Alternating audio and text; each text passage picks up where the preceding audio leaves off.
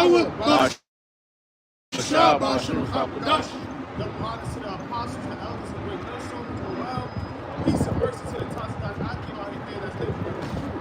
All right, shalom to the listeners. All right, good to hear you this place. Go back at it again. On the highways and byways prophesying. Okay? We're another day closer to our Lord and Savior Yahweh Shah returning. All right? And another day of prophecy. All right? So, that, just flow with the Spirit. This is Isaiah chapter 58 and 1. Cry aloud, spare not. Right, that's what we're doing. We're coming out here and we're crying out loud. We're not speaking in a quiet tone. All right? The scriptures speak about how Yahweh Shah had the voice of many waters, man. And, we come in the spirit of Yahweh Shah. So we're crying out loud. We're not sparing not. We're not having no regards, to, the opinions. Okay, other nations, two-thirds who don't believe, who mock and scoff, all right? Those people who follow that, Christianity doctrine, we're not coming out here, regarding your feelings, man, all right? Because it's not about emotions, all right? It's about, we just speaking straight through the Spirit, all right? So it's the scriptures, all right? It says, cry aloud, spare not, lift up thy voice like a trumpet. That's what we do, we're lifting our voice up like a trumpet, man, so you can hear us. Okay? Right. It says, and shew my people their transgression. Right. Show my people who's the Lord's people. So-called Negroes, Latinos, and Native Americans who make up the 12 tribes of Israel. So it says, show my people their transgressions. And what is transgression? 1 John 3 and 4. Transgression is sin. All right? You transgress the laws. That's right. Okay? Right? In the house of Jacob, their sins. Right. In the house of Jacob, their sins. We're telling you not to, stop committing adultery. All right? Stop eating shrimp, crab, pork, and lobster. Stop lining up your beards, your hairlines. Okay? Stop murdering. All right? Honor your father, honor your mother. Okay? Put away those pagan days that you worship. All right? And celebrate the Lord's holy days. All right? Which is the Sabbath. Okay? We got the Passover, we got the Day of Atonement. All right? So, we're showing you, what not to do, man.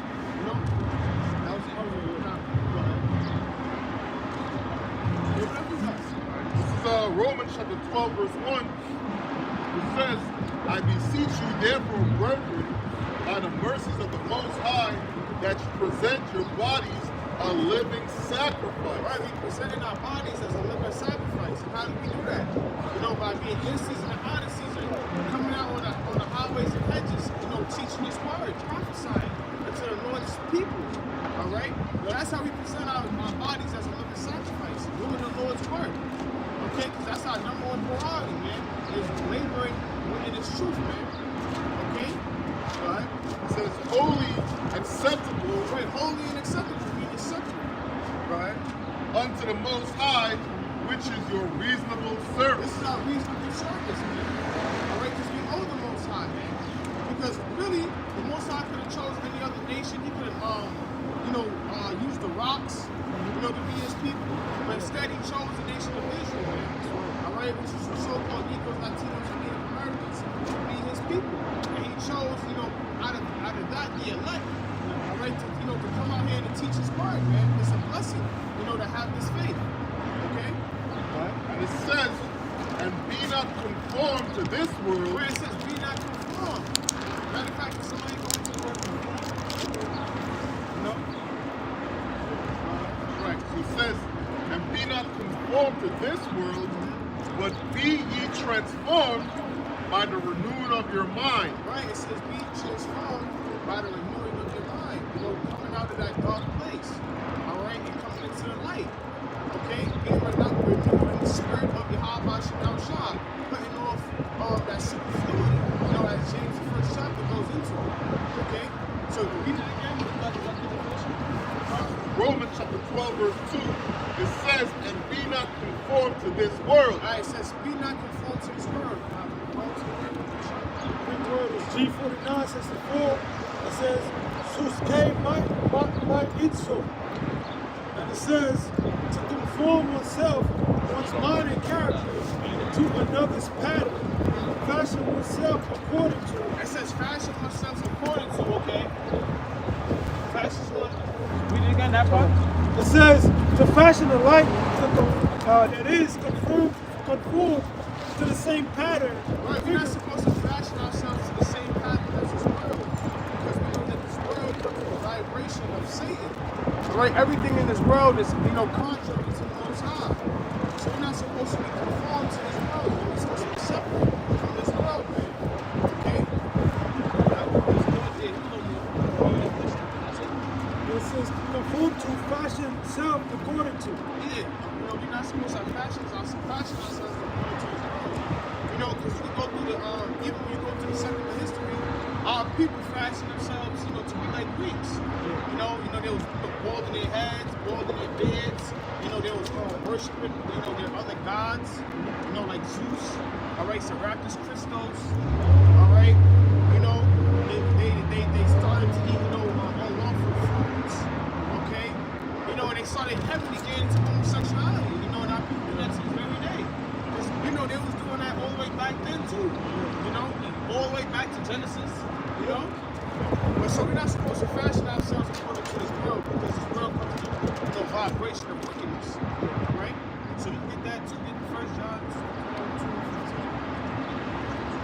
It says, but be transformed by the renewing of your mind. Right, like I said before, be transformed by the renewing of your mind. Being born in the spirit, man. Okay, putting off the world, putting off that filthiness, that she was once a part of, man. All right, putting off those other gods that she was worshiping. All right, and being renewed in the spirit of Yahweh Hashem Shah. Okay, get rid of that residue. Okay, that was it. It says that ye may prove what is that good and acceptable and perfect will of the Most High. Right, so we can prove ourselves to the Most High, man.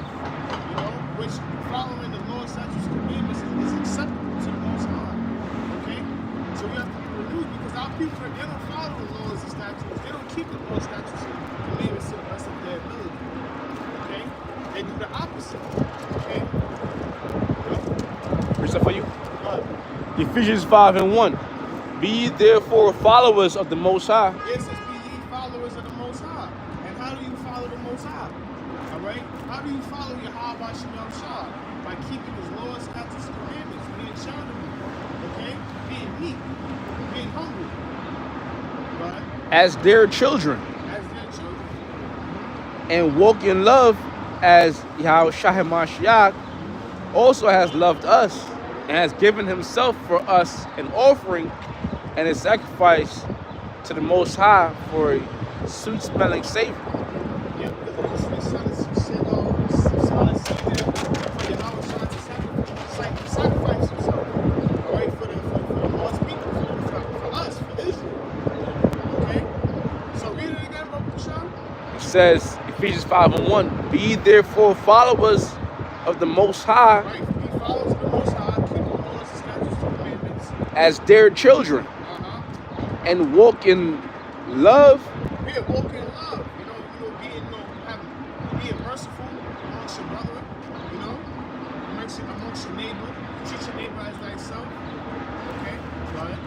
As Yahweh Mashiach also has loved us. Yeah, Yahweh Mashiach, you have loved us. That's why he shed his blood for us. All right, go ahead. And has given himself for us an offering and a sacrifice to the Most High for a sweet-smelling savor. Right, we was purchased through the blood of Yahweh Shah, man. All right, and there's a sweet savor to the Most High Yahweh, for putting Yahweh Shah, crucifying Yahweh Shah for Israel. All right? It says, but fornication and all uncleanness or covetousness, let it not be once named among you. Right, so you're not supposed to be fornicating. You have spiritual fornication, worshiping other gods. Fornication goes also into committing adultery, having sex with another man's woman. All right, so we're supposed to put those things aside. Right? It says, let it not once named among you as becometh saints. Yeah, we're supposed to put those things aside as becoming saints. All right? And the saints are what? The prophets as well. So we're supposed to be persuading our own mind and put all those, unclean ways behind us. Okay? Hashem Yahushua. Okay? Because that's what's going to lead us into eternal life. That's what's going to lead us into salvation by following and fearing Yahweh Hashem Yahushua. Because fearing the Lord is the, what the beginning of commandments, man. Okay? Alright? That was it? Yeah, that was a point.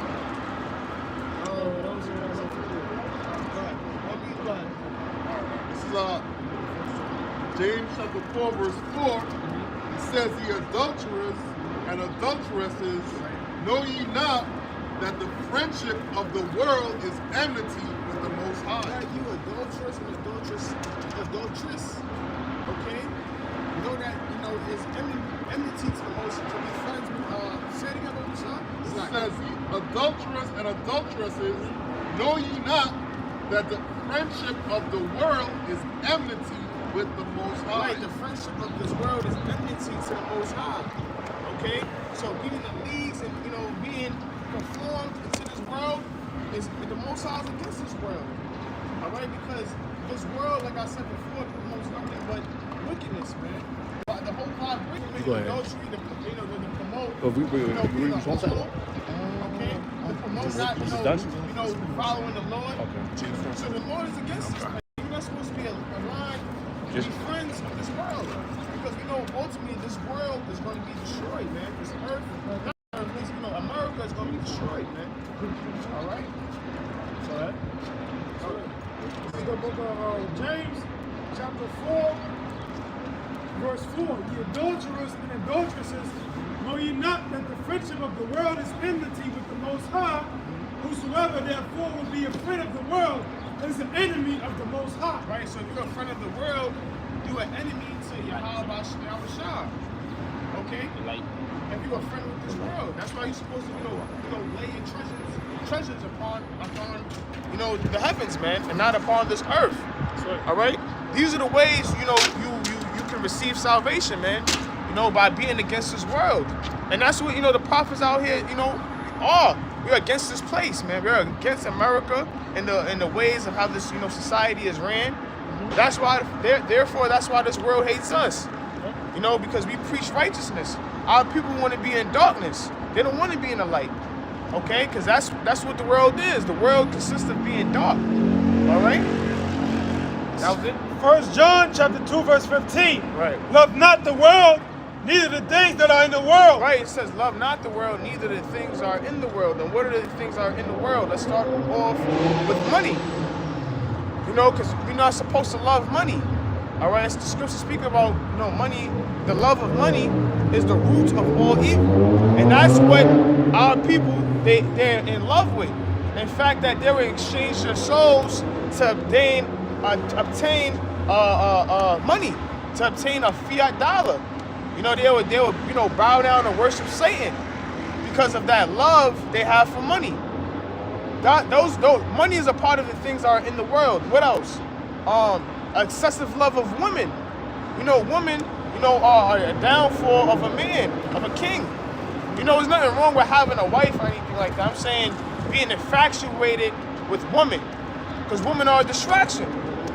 All right. What else are things? Material things. Don't be overly consumed with the material things of this world, because that's another distraction. All right. Everything is about balance, man. All right. But most importantly, none of those things matter. The scriptures speak about riches profit not in the day of the Lord's wrath. So you're not supposed to love those things, man. So if you have those things, let's say you have, a nice car, a nice chain, a couple clothes. People, you're not supposed to love those things, because those things can be easily taken away. And if it does happen, you're supposed to just take it like, all right, hey, fuck it. Because Job, that's what happened to Job. He was the richest man in the East, and hey, the Lord, took those riches away from him, man. That's right.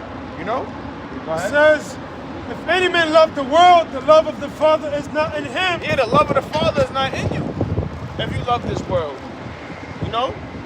Because you're not meditating on the Most High, man. You're meditating on, that corruptible crown. The things are in this world. So if you love this world, the love of the Father is not in you. Go ahead. For all that is in the world, the lust of the flesh. The lust of the flesh. What's the lust of the flesh? Okay? Anything that a man desires, And it could be money, it could be women, it could be sex, it could be drugs. Go ahead. It says, in the lust of the eyes and the pride of life. The lust of the eyes, the materialistic things. You know, Jake want to be, you know, have a status in this world. Look at social media. You know, everybody want to have millions of followers, hundreds of thousands of followers. Everybody want to be influencers. Okay? That's the lust of the eyes, man. They want to, you know, be driving in those Rolls Royces, all right, mansions, flying private jets. Those are the lust of the eyes. You know? Bust down chains. Go ahead. It says, in the pride of life. The pride of life. Because everybody want, you know, want to be bigger than the other person, man. You know, that's why they, you know, they try to outshine other, everybody else, man. You know, everything is in a competition. You know, everybody want to be that nigga, man, or that bitch. So I should say, that's the pride of life. All right, right. It says, and the pride of life is not of the Father, but is of the world. Yeah, it says the pride of life is not of the Father, but it's of the world. All right, and it's really, you know, this vibration of Esau, man, because Esau, the so-called white man, is very powerful. So if you have pride, you come in the spirit of this world, the spirit of the so-called white man. Okay, and those are not the characteristics of the Most High, man, of Yahweh Shemel Shah. In fact, the scriptures speak about, you know, he dealing with those who have contrite spirits, those who are humble, those who are lowly. That's who the Most High is dealing with, man. Okay? Go ahead. And the world passeth away, and the lust thereof, but he that doeth the will of the Most High abideth forever. And how do you do the will of the Most High? By doing these works, man, coming out here on the highways and byways and prophesying and teaching, all right? As well as, you know, doing the works of what the Bible says to do, man. You know, giving charity, because, you know, charity covers a multitude of sins. You know, loving your neighbor, your brethren, honoring your father, your mother, okay? Following the laws, the statutes, commandments, keeping the Sabbath days holy and acceptable, okay? Go ahead. Real quick. John 3, I started 18. He that believe on him is not condemned. He that believe on him is not condemned. He that believe on Yahweh Shah is not condemned. Okay? But he that believe not is condemned already. Yeah, he don't believe in Yahweh Shemel Shah is condemned already. You know, those who don't have the faith. You know, those who believe in other gods. And that's going on right now. Everybody has that, you know, that spirit of that Muslim spirit, man. You know, everybody want to worship Allah. You know, other philosophies as well. You know, you got Jake who don't believe, are Satanists who don't believe in, you know, there's a God at all.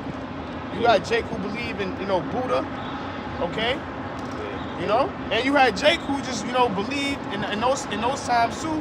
Just, you know, the Heavenly Father as well. They didn't believe in Yahweh Shah. Go ahead. Because he has not believed in the name of the the only begotten Son of the Most High. But he didn't believe in the name of what? Of the only begotten Son. Of the only begotten Son, which is Yahweh Shah. He didn't believe in the name. And that's exactly what's going on right now in this very day. They don't believe in the name of Yahweh Shah, man. They calling him Jesus Christ. You know? Go ahead. They saying that also too that Yahweh Shah, he wasn't the son of the Most High. That, in fact, that he was just only a prophet. You know? Go ahead. Yeah. For everyone that doeth evil hateth the light. Right. Everyone who doeth the evil hateth the light. All right. And we know the light is Yahweh Shah. Okay? You know? He's the beginning. You know? So everyone who does evil, how do you do evil? How do you do evil? You know, by not following the ways of Yahweh Shemel Shah, man. All right, and the evil work is being a damn fucking homo, man. You know, having sex with another man. Transgenderism, that's an evil work. All right, as well as even, you know, teaching our people, you know, that, you know, the mark of the beast is not the chip, man. That's an evil work. All right, go ahead. It says, for everyone that doeth evil hateth the light, neither cometh to the light, lest his deeds should be reproved. Yeah, you know, our people don't want to come to the light, man. They want to stay in darkness. And we see that, man. You tell Jake about, you Yahweh Shem Yahushua, you give them the true names, you tell them that they're Israelites, you tell them to put off, the things of the world, stop smoking weed and things of that nature, man. They don't want to come to the light, man. They want to, remain in the darkness, because that's what Jake, pleasures at. They, they take pleasure in, doing evil works and remaining in the dark, And that proves that's a wicked man, because Jake, they be on some shit like today. They don't want to be little boy. Don't little boy me. You tell Jake, you still put Jake in the right direction. They're gonna be rebellious, just because they feel like you trying to be above them. Now, this is the scriptures too. A righteous man, when he gets rebuked, he's gonna thank you for it. But a wicked man, when they get rebuked, they'll hate you for it. They want to kill you, and that's our people today. 2/3 of you so-called Negroes, Latinos, and Native Americans. Proverbs 27. Go ahead. Verse 5, it says, open rebuke is better than secret love. Yeah, it says open rebuke is better than secret love. So if a brother, rebukes you, or even if you rebuking a Jake in the world, that you may be close to, all right, it's better than secret love, because at the end of the day, when you rebuke somebody, you're just trying to sharpen them up. That's what comes with rebuke. If you're being rebuked, that means you're doing something wrong. You're slacking. All right, just like when your parents, a custom of our parents, they used to whoop our ass. that came in the form of rebuke. Why? Because you was doing something wrong, and they had to correct you, and it only made you more sharp. So open rebuke is better than secret love. Because if a man doesn't rebuke you, he really don't love you. Go ahead. Verse 6, faithful are the wounds of a friend, but the kisses of an enemy are deceitful. Yeah, the kisses of an enemy are deceitful, man. That was it. This one. Verse 7, the full soul loatheth and honeycomb, but to the hungry soul every bitter thing is sweet. Verse 17, iron sharpeneth iron, so a man sharpeneth the countenance of his friend. Right, iron sharpeneth iron. So when rebuke comes with sharpening, man. You might try to tell a brother about a certain scripture, sharpen them on the scriptures, sharpen them on a way of conduct, yeah, breakdowns, or even if a brother not moving right in the spirit, man, you gotta rebuke him, sharpen, and that comes with sharpening, man. You rebuke him with the scriptures, all right, because the scriptures are our guide, man. To righteousness. It's a code of conduct, within the scriptures. And like the elder mentioned earlier, a lot of Jake, they don't want to be rebuked. They come with that, in that prideful spirit. Like, man, you don't tell me nothing. And that's in the scriptures too, when it says, when you rebuke a wise man, he thanketh thee. Yeah. Because only a righteous man, understands, he's rebuking me, that means I'm doing something wrong in the spirit that the Most High wants me to correct. Because everything is in the spirit of Yahweh Shem Yahushua. So that's why everything is, spiritual. You can't think so much carnal with you, when you're dealing in this truth, man. This is Isaiah chapter 30, verse 9. It says that this is a rebellious people. Right. Our people are rebellious, man. You so-called Negroes, Latinos, Native Americans, you are a rebellious nation, man. You tell an Israelite, a typical Jake, anything, to correct them, they gonna rebel against you. You could tell them that World War III is gonna happen. They gonna, man, I don't want to hear that conspiracy theories. Now when they see, the news talking about how, warnings of World War III from China and Russia, now they calling your phone. You tell them to stop eating shrimp and lobster, they gonna look at you like you fucking crazy, man. Cause why? They love them seafood broils. Our people are rebellious people, man. Even down to them being homos. They gonna say, oh, the Lord, loved me, created me. And that's who he wanted me to be. But when you read the scriptures, like, listen, the Lord said he hates, a person who seeks to a mankind on man, or a woman versus woman. He's against that. And people being put to death for being homos, man. But our people they're rebellious, man. They don't want to hear that. Because we know that the Most High ultimately is not dealing with them. Go ahead, bro.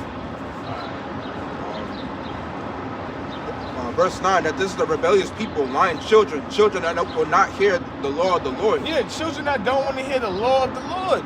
They don't want to hear the law of the Lord, man. You know, when you might see your cousin busting down a pork chop.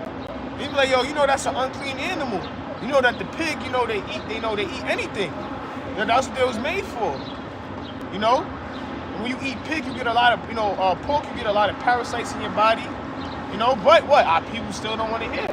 Even when you tell Jake stop worshiping, celebrating Christmas, we got, the Feast of Dedication, which is Hanukkah. You know, when, it consists of you, giving out gifts for 7 days within that week. All right, to reflect on us, basically coming out that, captivity of the Greeks, But our people want to still celebrate Christmas, man, which is a pagan day. They don't want to hear the laws, man. They want to do their own thing. That comes with pride, right? Verse 10, which says to the seer, see not, and to the prophets, prophesy not unto us right things, yeah, speak unto us smooth things, right, prophesy to see. Right, it says prophesies, but look to the seers, which are the prophets, prophets not unto us right things, but smooth things. They want us to, prophesy, that we could build up a civilization here in America, that we could get reparations for being slaves. They want to, that prosperity doctrine. That the Lord is going to save everybody, continue to eat pork, shrimp, crab, lobster, continue to be homos, continue to be adulteresses, the Most High is going to forgive you. All right? That's what Jake is basically telling us, man. Prophesy unto them smooth things. They don't want to hear about Jacob's trouble and the prophecies that are going to come, that, earthquakes, is going to happen in diverse places, and Esau is going to come down on them, with great wrath. They don't want to hear that. That the dollar's going to crash, that famine is coming soon. They don't want to hear those things. Yeah. They basically want us to lie to them, Even with the earthquake that happened yesterday, Jake is like, oh shit, that was an earthquake for 5 minutes. And after that, back to the folly, back to the wickedness. Yep. Got it. That was it? Verse 11, it says, get you out the way, turn aside out of the path, cause the Holy One of Israel to cease from before us. Wherefore, thus saith the Lord, the Holy One of Israel, because ye despise his word and trust in oppression and perverseness and stay thereon. Right, you trust in oppression, all right? Which we living in oppression right now. We're living in modern day Egypt, all right? Which is, we're living in a new Egypt, all right? Because the scriptures speak when you read Revelations 11 and 8, that this is the spirit of Sodom and Egypt. All right, we're in a house of bondage. And our people, they trust in oppression. They trust in this system. They trust in the government. They trust in their food stamps. They trust that, they trust in the presidents. Instead of trusting Yahweh Hashem Yahushua. They trust in the so-called white man. That the white man, tell them, hey, that they're Hebrew Israelites, they gonna believe them. But if it's so-called, a Hispanic or so-called Negro tell you that, they're going to despise what you're saying. All right? Because our people, they're lost. All right? The Lord, we know that the Most High have blinded their their eyes, all right? And ears, man. Okay? Read it again slowly, too. Read it slowly. Double shot. Isaiah chapter 30, verse 12. Wherefore, thus saith the Holy One of Israel, because ye despise this word. Yeah, you despised it. Meaning you put this word, in the back of you, man. Matter of fact, somebody get the word despise. Just to for more edification. Because that's what our people do, man. The 2/3 of you so-called Negroes, Latinos, and Native Americans, all right, you truly despise the word of Yahweh Hashem Yahushua. They say, despise, yeah. It's despise. Try to Google. Mm-hmm. It says, feel contempt or a deep repugnant for it. Mm-hmm. He despised himself for being selfish. Mm-hmm. Let me get another one. So I got right now. Hold on. Despise in the Hebrew is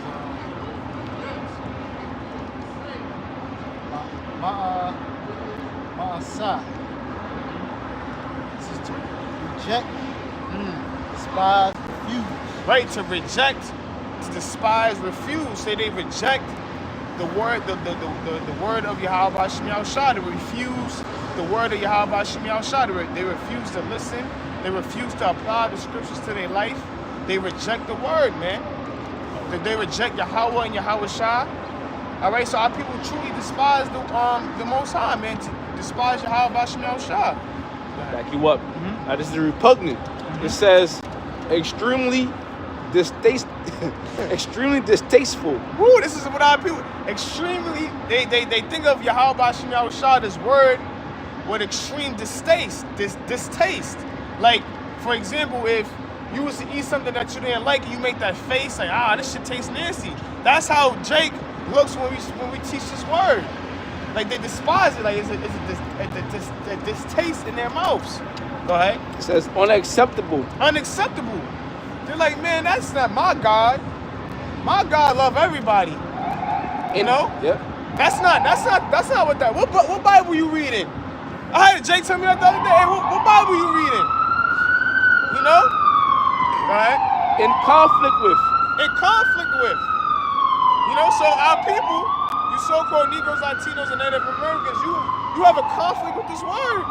So if you have a conflict with this word, you have a conflict with Yahweh Shem Yahushua. You know? You have a conflict with the Bible. And that's what a lot of our people do. That's why they worship other gods. Right? It says incompatible with. Incompatible with, meaning they can't relate. You know, they're not compatible. They're not at agreement. You know? At all. That's why when you read the scriptures, they be like, yo, what Bible you reading? Hey, this is in the Bible. This is King James.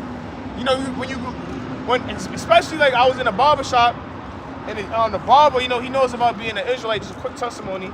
And I was like, yeah, you know, you're not supposed to be, you know, lying in your bed and, you know, your hair. He said, all right, show me that in the scriptures. So I, you know, gave it to him, you know, went to Leviticus, you know, read the scripture. He was like, that's interesting. That's interesting. But in the back of his mind, he's like, see, he's still, it's still, he's not at agreement. Because what, he's still going to cut people's hair. He's still going to give you that good, clean lineup. You know? Right? That was it. Go ahead. This is the last verse. It says, verse 13, therefore this iniquity shall be to you as a breach ready to fall, swelling out in a high wall, whose breaking cometh suddenly at an instant. Yep. I will preach it for you. This is Proverbs 9 and 7. This is judgment. Right. It says, Slock, this is like going back a little bit, but Proverbs 9 and 7. He that reproveth a scorner getteth to himself shame, and he that rebuketh a wicked man getteth himself a blot. Got it. And that's, you know, that's going into what we talking about, man. Because 2/3 of our people, they're scorners, all right, and they're wicked men. And a blot and a shame, the same thing. It's like a spot. Like, you feel ashamed, man. You feel mad that you attempted to do certain things. Like, why would you bring out the scripture to this man and you're just gonna spit it in your face? And that's the, you know, the ways of a wicked man. Of 2/3 of you so-called Negroes, Latinos, and Native Americans, man. That's who we're really talking to. It says, reprove not a scorner, lest he hate thee. Reprove a wise man, and he will love thee. Yeah. Right? Reprove not a scorner. You know, our people are like the #1 scorners, man. They hate the truth, and they hate the Israelites. Why? Because we come out here week in and week out, bringing out the truth out of the Bible. And what do they want to do? They want to kill us, just like the prophets of old. Okay. That's right. Yeah, that's why the scriptures, just to add on real quick, it says, don't cast your pearls upon swine. Yeah. You know, so that's what you got, right? Yeah, it's a spirit. You know, you're not supposed to cast your pearls upon swine, man. You know, and that's our people, man. You know, 2/3 of the nation of Israel, they're swine, they're unclean. You know, and this truth is our pearls. It's precious to us. So you're not supposed to give anything precious upon swine, man, an unclean thing. Yeah. You know. Yeah, you can go ahead. Matthew chapter 7 verse 6 says, give not that which is holy unto the dogs. Yeah, you can't give not that which is holy unto dogs, which is the scriptures, man. The scriptures are holy, they're separate, or they're sacred. You know, you're not just like, you know, you're not supposed to give anything sacred into somebody who don't really belong. It doesn't belong to. That's exactly what you know. You gotta do with these scriptures, man. And how you do that? You gotta examine the person first. You know, try their spirit, see if they're, you know, worthy of hearing this truth, or you know, giving the true names you know, of the Heavenly Father and their only begotten Son, because that's still a mystery. Our people still call on Jesus Christ. They still got that, you know, that Christian demon on them, you know. So, you know, you hear them out. You know what I'm saying? You try to build with them a little bit, you know, see where they at in the spirit, and you know, if you see that, you know, it's not worth it, hey, don't pass something that's holy up to dogs. You know? So That was the verse- point. That was the point. No, that's more. Okay. Verse 6, give not that which is holy unto the dogs, neither cast your pearls before swine, lest they trample them under their feet and turn again and rend you. Yep, and that's all they're gonna do is just rebuke you. You know, they're gonna just, you know, rend you, you know, rebuke you. You know, you could be breaking down the scriptures correctly, and they still going. It could be plain sight. You know, just like a great example, how Yahweh Shah looks. You know that Yahweh Shah, it was a so-called black man. You could bring out Revelation 1 and 13 and 14 and 15, and it's plain that his feet was as polished brass. They're going to say that, because I had an argument with somebody the other day about this. That's why I'm bringing it out. They're going to say that, you know, they're going to try to use words like, when you read the book of Revelation or that particular chapter, it was an apocalyptic literature. And then it's like, you know, they trying to use big words, but all that means is when you go into that word, it's the end of something. That basically has nothing to do with of how John the Revelator was describing how Yahweh Shah looked. You know, that just basically just proves the point. You can bring a scripture out, you know, in its plain sight, and they still gonna rebuke you. They still gonna come against you. You know, they still gonna refuse, you know, what the scripture said. You know. It's Isaiah chapter 1. Let's start from verse 2. It says, "Hear, O heavens, and give ear, O earth. For the Lord hath spoken, I have nourished and brought up children, and they have rebelled against me."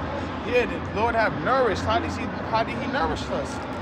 You know, by giving us his truth, by giving us his word.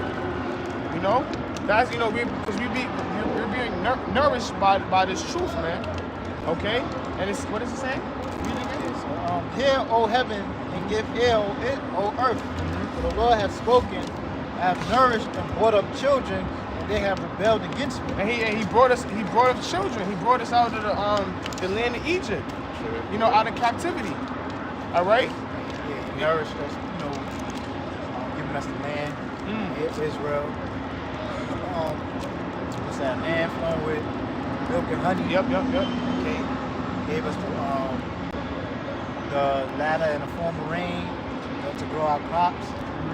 So pretty much, the Most High set us up that land, nourished us. Okay. Yep. That's right. It says, "I've nourished and brought up children, and they have rebelled against me." Yeah, they were still rebelled against, you know, at that time, you know, Yahweh. You know, they still rebelled against Moses. Okay, you know, by setting up, you know, idols in the wilderness. You know, still, you know, following the ways of Egypt, man. You know, telling Moses that they was better off in Egypt. You know, after, you know, seeing the miracles that, you know, Yahweh did for them, man, for the children of Israel. It was proving that our people are just a naturally rebellious people.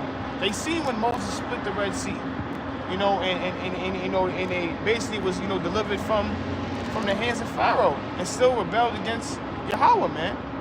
All right, go ahead.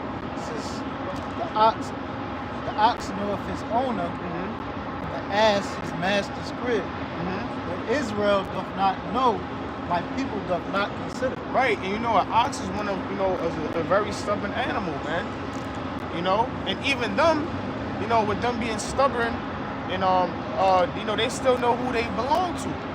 But our people, which is the children of, you know, Israel, the so-called Negroes, Latinos, and Native Americans, you don't belong. You don't belong. You don't know who you are. You don't know who you belong to. You know, that's why you don't. You know, our people. A lot of our people, they don't know that. You know, they're Israelites. They don't know the true names of the Heavenly Father and His only begotten Son, Yahweh Shah. Okay. Only our people don't know, man. You know, you're gonna see our people, you know, being into all different types of, you know, religions and philosophies, man. Okay, because they don't know who they belong to, and that's, you know, a part of the curses. All right, because we rebelled against, you know, the Most High. You know, only the elect is the ones who's gonna know who they truly are. You know, and that's going to awake, you know, to this truth. You know, because these scriptures are really truly for the elect. All right, from the nation of Israel. So, yeah, because Israel don't know, but that's why the prophets are out here on highways and byways to teach.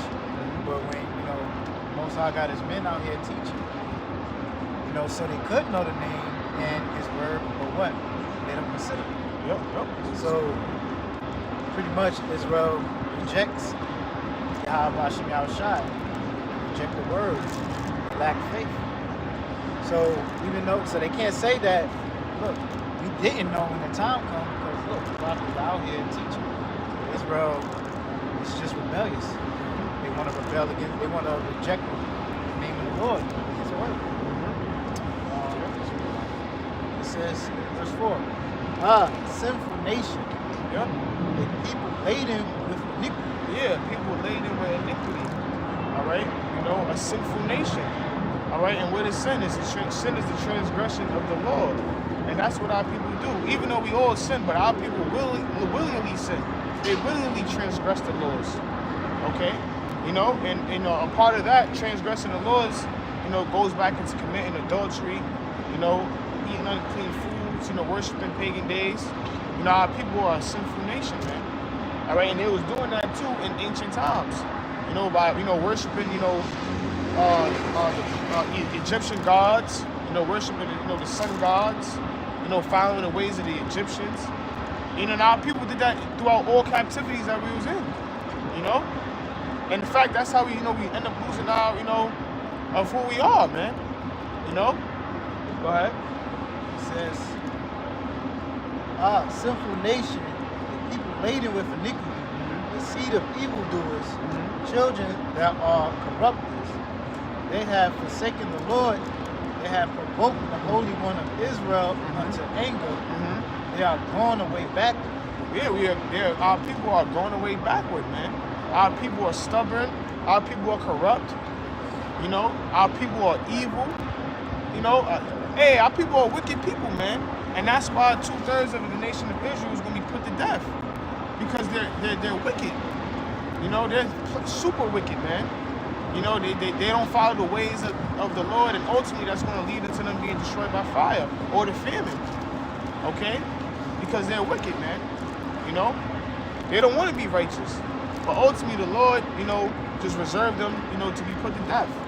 Because you have the elect, you have the 1/3, all right, who are going to, receive salvation, and you have the 2/3 who are going to be destroyed by fire. And, be brought back eventually through the loins of the elect in the kingdom of heaven, which is going to be on earth. All right? Because our people, they don't want to, be righteous, man. You know? Go ahead. How's it? That's it. Verse 5. Why should you be stricken anymore? You will revolt more and more. The whole head is sick. Yeah, our people are sick, man. They only, revolt more and more, man. They become more rebellious as the time comes. You know, the whole head is sick. Our people are sick people, man. You know, and they need healing. All right, and that only healing they're gonna have is when they get destroyed, man. You know, that's it. And then when they come back, in the kingdom, they're gonna be good again, man. You know, they're gonna be, back to their, regular programming, back to being righteous. Okay, back to being in order, because our people are not in order. Okay, they're sick. But it says, and the whole head is sick, the whole head is faint, from the sole of the foot even unto the head, there is no soundness in it, but wounds and bruises and purifying sores. Right, our people are wounded people. The whole body is sick, man. Our people are spiritually dead. There's no life in our people, man. You know, they're still those dry bones. You know, and, when you start getting sick, you only get, you start losing the meat on your bones, and it gets drier and drier. You know, our people are sick, man. All right? Because, you know, how do you get sick? How does the human body get sick? The human body gets sick when you put, you know, things that don't belong inside the human body. And then your body has a certain reaction towards it. So our people, they put on, you know, unclean things in their bodies, you know, spiritually, you know, and physically as well, causing them to be sick. You know, worshiping these other gods, man, you know, not worshiping Yahweh Shem Shah is going to lead you to be sick, man, and fainted. Real quick, what's up, or? Yeah. This is from the sole of the foot even into the head. There is a sound of and mucus like putrefying sores. Putrefying sores. And they have been clothed of putrefying sores like open wounds. When a wound stays open, it gets infected. You know, so that's the mind state of our people being compared to infections, man. So our people are totally gone. So it says, that have not been clothed. It says neither bound up, neither mollified with ointment. So Israel's not healed. So our people, how are they sick? They're spiritually sick.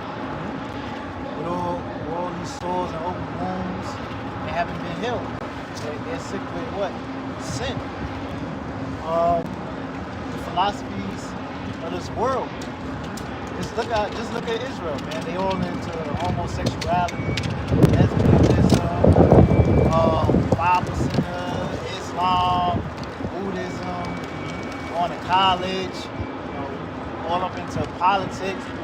Why they should vote? Why they don't want Trump in? Want to, you know, vote Biden? And, you know, I vote Trump. You know, so this is the mindset of our people. They're just gone. But they don't want that ointment, which is His word. It's true. They don't want to be spiritually healed. The word of Yahweh, Bashem Yahushua. Okay, because this is the healing. And Jake want to keep being oppressed in the society pretty much. Every time they oppress in the society, who they run to? The same people that's oppressing. So they don't want this true healing, you know, this true rest. The scriptures. Right. Shalakia. This is Proverbs 21:16. The man that wandereth out of the way of understanding shall remain in the congregation of the dead. Yeah, a man who wandereth out the way of understanding shall remain in the congregation of the dead. Meaning what? You know, being spiritually dead, man. You know, not knowing, you know, this truth. You know, still being confined into these other philosophies like the elder, you know, brought up. You know, not having no understanding. You know, having the wisdom of this world, and instead of having the wisdom of Yahweh Shem Yahushua, you know, you are spiritually dead. You are, you know, you still remain as those dry bones when you read Ezekiel, the 37th chapter. Okay? Wow, there's no life in you, man. You know? That was it. I got more though. This is Micah 2 and verse 10 says, "Arise ye and depart, for this is not your rest." Right, we're supposed to arise and depart. Right? Arise from what? Arise from the ways of this world. Okay? You know, depart from, you know, the ways of this world, man. All right? And come, you know, into this truth. Okay? It says, because this is not our rest. You know, us being here in America, all right, in 2024, this is not our rest, man. So we're not supposed to be looking for rest here in the society, man. Okay?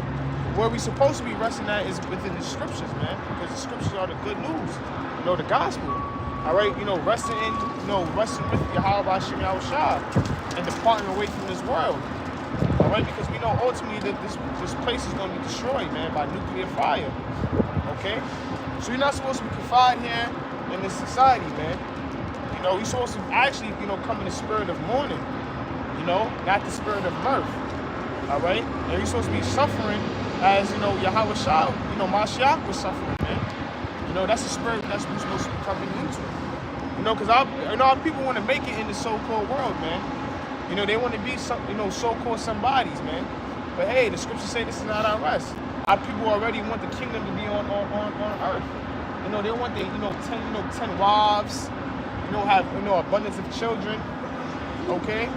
You know, they want to own land, which is nothing wrong with that, but that's not the mindset you're supposed to be in. Because at the end of the day, all those things can be taken away from you, man. Because we're still under the oppression of the so-called white man. But you can read it again. Con. So this is back in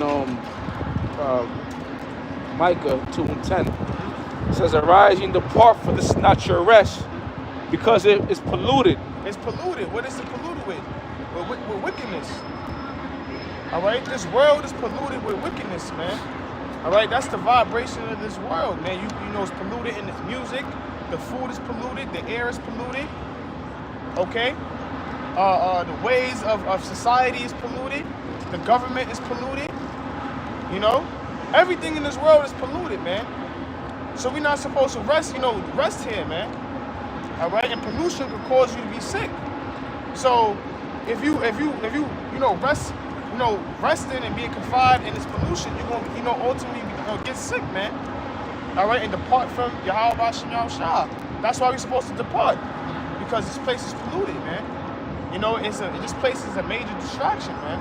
Everything in this world, the things that are in this world are a distraction. All right, that's why you're supposed to walk in the spirit, and not so you won't fulfill the lust of the flesh. Okay, that was it. It says, let me finish it. It says, because it is polluted, it shall destroy you, even with a sword destruction. See, because it is polluted, it shall destroy you with a sword destruction. You know, and it's gonna end. And Yahweh Shah, is coming with the chariots of fire, man. You know, and he's gonna, Yahweh Bashem Yahushua is gonna put the spirit on these other nations to shoot their missiles here in America. All right, so it's gonna destroy you ultimately. The fire, famine. All right, the plagues. All right, because this world can distract you and lead you astray. All right, if I may say, it's polluting you spiritually, mentally. Okay, now one way our people are being polluted is by the image. The image of the true image of the one you really call Jesus Christ, which is named Yahweh Shai, and you think he's a so-called white man with long stringy hair. That's polluting your mind, because really the Lord is a dark-skinned man with white woolly hair, according to Revelation 1:13. And now you got Putin open up some vaults and bringing out information, bringing out the image of Yahweh Shai. And now you're seeing he's actually a dark-skinned man or a so-called Negro. So that's polluting our people's minds. So now they're praying to idols and false gods and whatnot, man. So now when Yahweh Shah comes back, he gonna destroy you, because you've been polluted. Now the Lord done set up men to bring out the true word, right? But only that's for who? The elect. Just going into what you was going into. that was it. Yeah, that was it. That's it. It's Proverbs 20. Wisdom cried without, she uttered her voice in the streets. Right, wisdom cried without. She uttered her voice in the streets. Wisdom. We can say wisdom is also it comes in the form of a woman. Sophia. Okay, and this wisdom, that's being cried out in the streets is the wisdom of these scriptures, man. The true understanding of the Holy Bible. All right, because the scriptures speak about the foolishness of this world.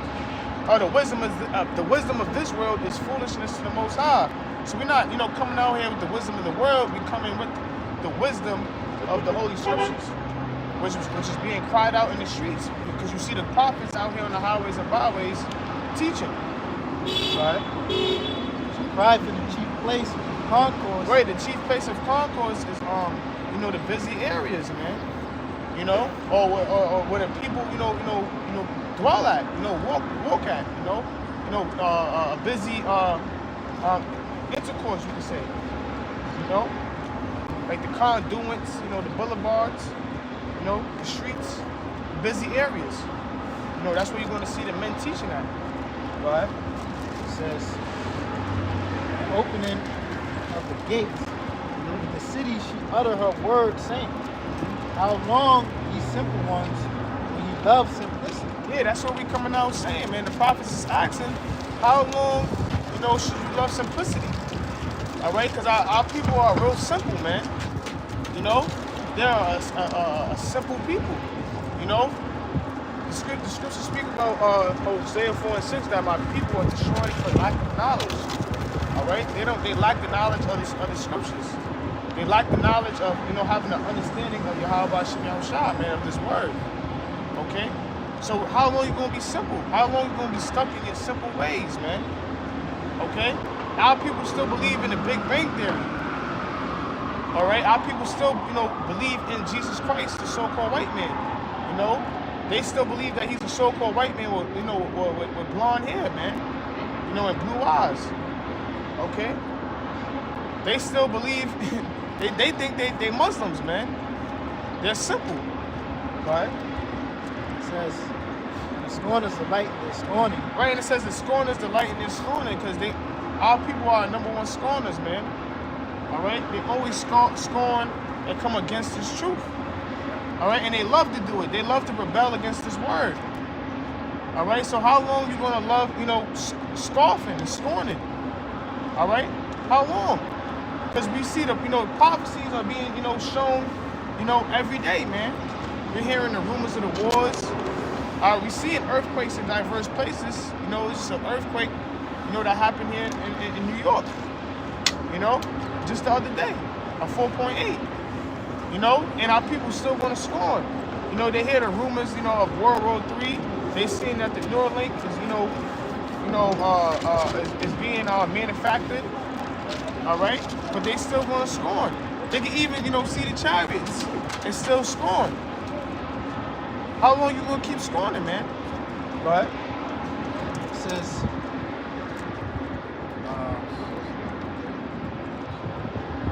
how long do simple ones be love simplicity? The scorners delight in their scorning. Fools hate knowledge. Yeah, fools hate knowledge. The typical, Jake, you're a fool, man. You hate knowledge, man. You think you know everything, but you really don't know anything. If you don't know, if you don't have the understanding of these scriptures, man, you're a fool. You know nothing, man. Like I said before, the wisdom of this world is foolishness to the Most High. Yeah, you can be good in algebra and calculus and know the anatomy of a human body and things of that nature, but hey, you're still considered a fool if you don't understand the prophecies, you don't understand these scriptures, man. Because that's what truly matters.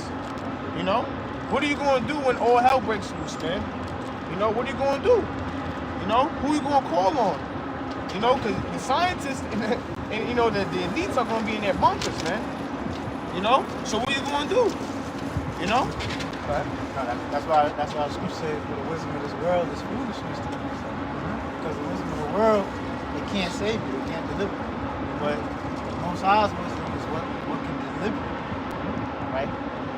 So it don't matter how much you know about, like the brother said, it don't matter what degrees you got, what you know about science, how much you know about politics. None of that shit really matters. Because once the Most High collapses society, you're all going to be in a confusion. Your wisdom is going to fail you. You ain't going to know what to do. But what's going to deliver you? The word of Yahweh Shem Yahushua. Yep, that's right. And that's why somebody can get it too, Isaiah 33 and 6. You have a little more on that? Yeah. Real quick precept. 1 Corinthians 1 and 20. Where is the wise? Where is the scribe? Where is the disputer of this world? Has not the Most High made foolish the wisdom of this world? Yeah. Have the Most High not made the foolish of this world? Repeat it again, Slakia. Right. It says, where is the wise? 1 Corinthians 1 and 20. Where is the wise? Where is the scribe? Where is the disputer of this world? Has not the Most High made foolish the wisdom of this world? Yeah, have the Most High not made foolish of this world? Because, having the wisdom of this world is foolishness to the Most High. The scribe's wisdom, the wise, you got, people like the Chaldeans, they were real, deep, into astrology and things of that nature. But the Most High is not dealing with that, man. All right, the Most High is dealing with those who have the understanding of the prophecies, man. All right, because that's what it's all about. You know. Look at these scientists, man. They get up there, they sound all intelligent. They talk about how the Big Bang theory and how Earth was created 10 billion years ago. And they sound all intricate with the words and all that. But that shit is, when you really think about it, is really foolishness. Because what? The creation, the scriptures give you the creation. Most I already told you how everything was created. Okay? And how long the earth have been in existence. Yeah. Most I have told you how everything have came into existence. For what? These got these scientists and this with all these theories and Darwinism and this, and they make it sound good, you know, but when you actually go into it, man, well, if you actually have knowledge of the truth, you understand that these people are actually goddamn dummies, man. Right. Goddamn fools. And only the simple is gonna believe until them, man. And actually believe that, neurons just connected together, and then boom, it just, you have planets, you have sun, it's hogwash, it's just bullshit. That's why you have to have the wisdom of these scriptures. Because like the elder mentioned, all you gotta do is just read Genesis, the first chapter, and it tells you how creation was made, man. How the earth was created, how the stars were created, how the heavens, the firmaments were created, how the Lord, created the animals and the people, and how you came from the dust to the ground. He gives you the breakdown. He gives you the outline of how it all started. That's what Genesis means in the beginning. Why people want to just, choose to listen to the so-called white man, because his words, it just sounds more deeper. Right. Mind you, this is, in the English language is his language. Our people they're just so, they're just lost. But we understand that wisdom wasn't manifested to many. We understand that the Most High, he blinded the ears of our people, man.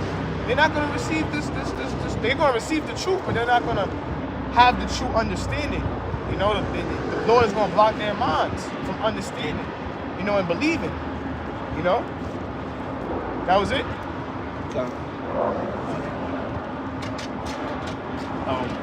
That's it? Oh, Isaiah 33:6. You could talk about Oh, okay. After this. Isaiah chapter 33, verse 6. And wisdom and knowledge shall be the stability of thy times. It says here, wisdom and knowledge shall be the stability of thy times. All right, having the wisdom of these scriptures is going to keep you stable in the times of calamity, of the times of tribulation. And when you go into the word stability, it goes into faith. Because these scriptures, they build our faith up. So when troubling times happen, we know how to maneuver, we know how to move. We remember certain scriptures, because the scriptures were written for our learning. We remember what certain prophets went through in tribulation. Because this is nothing new under the sun. So this wisdom, this knowledge is going to keep us stable. Even having the knowledge and the wisdom of knowing the names of Yahweh Shema Shah. Because when you read Acts the 4th chapter, right, the 12th verse, it says that what? Only one name should you call on for you to receive salvation. Because our people think there's many names. But only the elect is going to be calling on the names of Yahweh Shema Shah. Alright? And that's going to keep them stable as well. Because that's wisdom. Knowing the names. Having knowledge, acknowledging those are the true names and believing. That's going to keep us stable, remembering that, you're going to receive spiritual powers, This says, and wisdom and knowledge shall be the stability of thy times and strength of salvation. The fear of the Lord is his treasure. Right, the fear of the Lord is his treasure. So, and that's one of the commandments, man, the fear of the Lord, man. That's the beginning of wisdom. All right, fearing the Lord. When you go into the word fear, it goes into reverencing, honoring. All right, and when you give someone reverence and honor, you respect them. And how do we fear the Lord? By keeping his laws and statutes, commandments, in the ways of the word to the best of our ability, man. And that's our way of fearing the Lord, man, to keep us in order. You know, if you don't fear the Lord, you're not gonna be in order, man. You know, just like when you are growing up as a child, you got good grades because you honored, you reverenced your parents. You know, you feared your parents of getting the ass whooping, and that's exactly what we do. You know, we try to walk on thin lines. We try to walk straight in this truth, man. So we know the Lord won't jack us up, man. You know. So,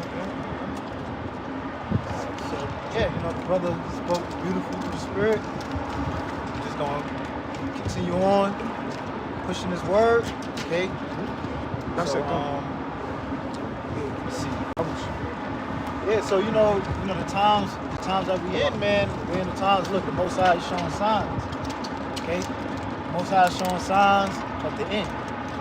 Here it is. We just coming out of the Passover, and look, we're looking forward to a solar eclipse, which is supposed to come this new Sabbath that's getting ready to come in Monday, Tuesday. All right. So the Most High, He's showing signs of the end times. Like the brother mentioned, we had an earthquake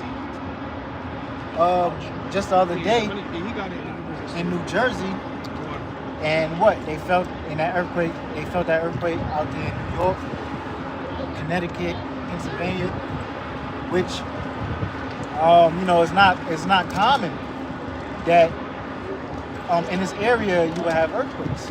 What? That's going. The Most High, He's showing you signs. These are signs of the end. All right.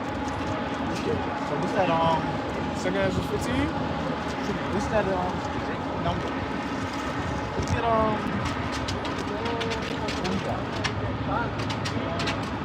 we get this one.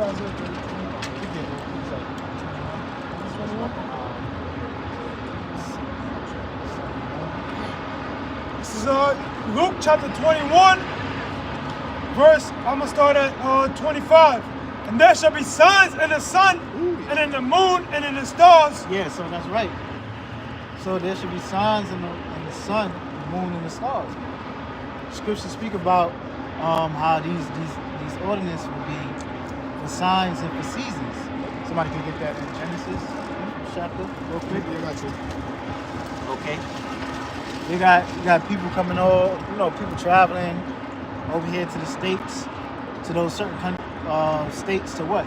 See this solar eclipse that's getting ready to come. All right? But they don't understand that, that's like a omen, man. And a sign for what? Destruction, pretty much. Because I guarantee you, right after that, the following days, the following weeks, there's going to be more disasters the Most High is going to bring. When people coming they're coming over to see it, take pictures, take videos, like that's something good unto them, man. That's a bad sign for America. That's right. Okay. Even the lightning that hit the Statue of Liberty. Oh yeah, the lightning that hit the statue. So the Most High is showing you all kind of what's that? Sirach 36, which speaks about the strange wonders. Who had Genesis? I got Genesis. Yeah, this is Genesis chapter 1, verse 14.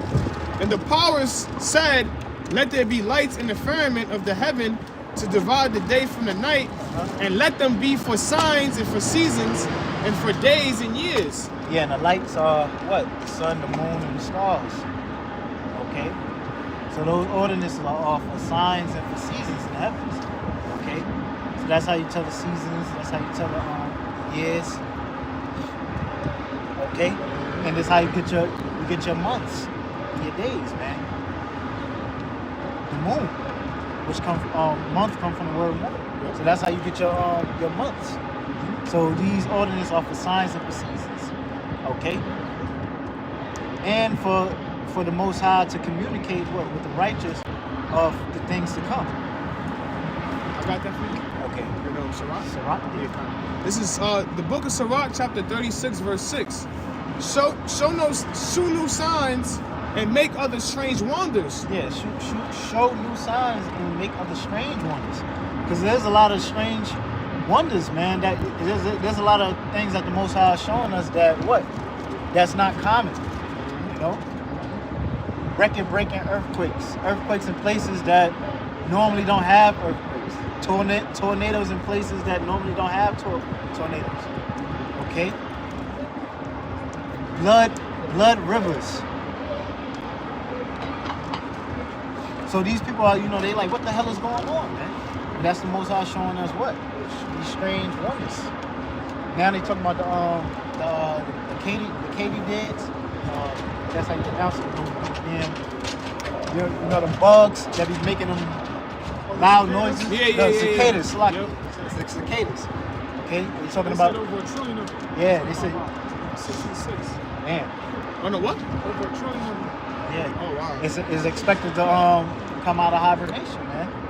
After 13 years, they're saying this is probably like the largest number of them. So it's gonna be so this is like the plague of locusts, man. Yeah, come on. Butterflies before. Butterflies last summer. Right. So the Most High, He's showing you what strange wonders. You can read it again. Come on.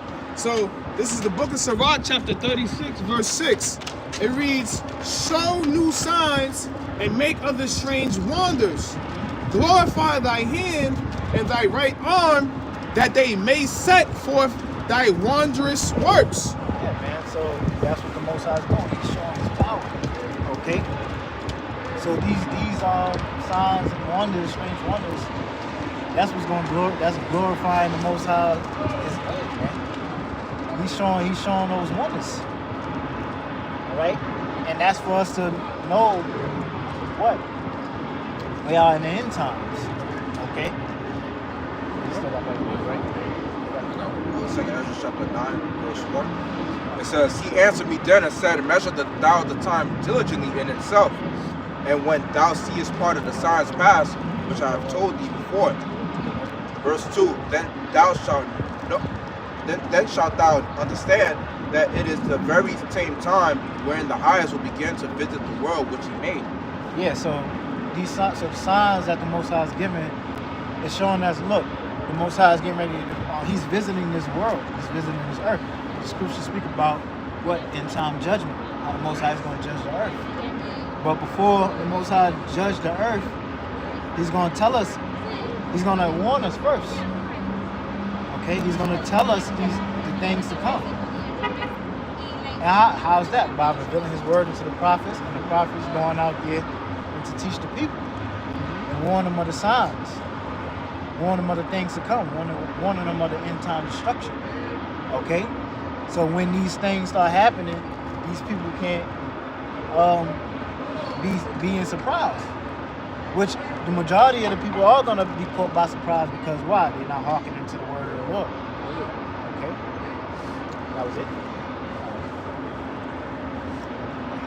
So this is the book of Joel, chapter 2, verse 30. It says, "And I will shew wonders in the heavens and in the earth, blood and fire and pillars of smoke.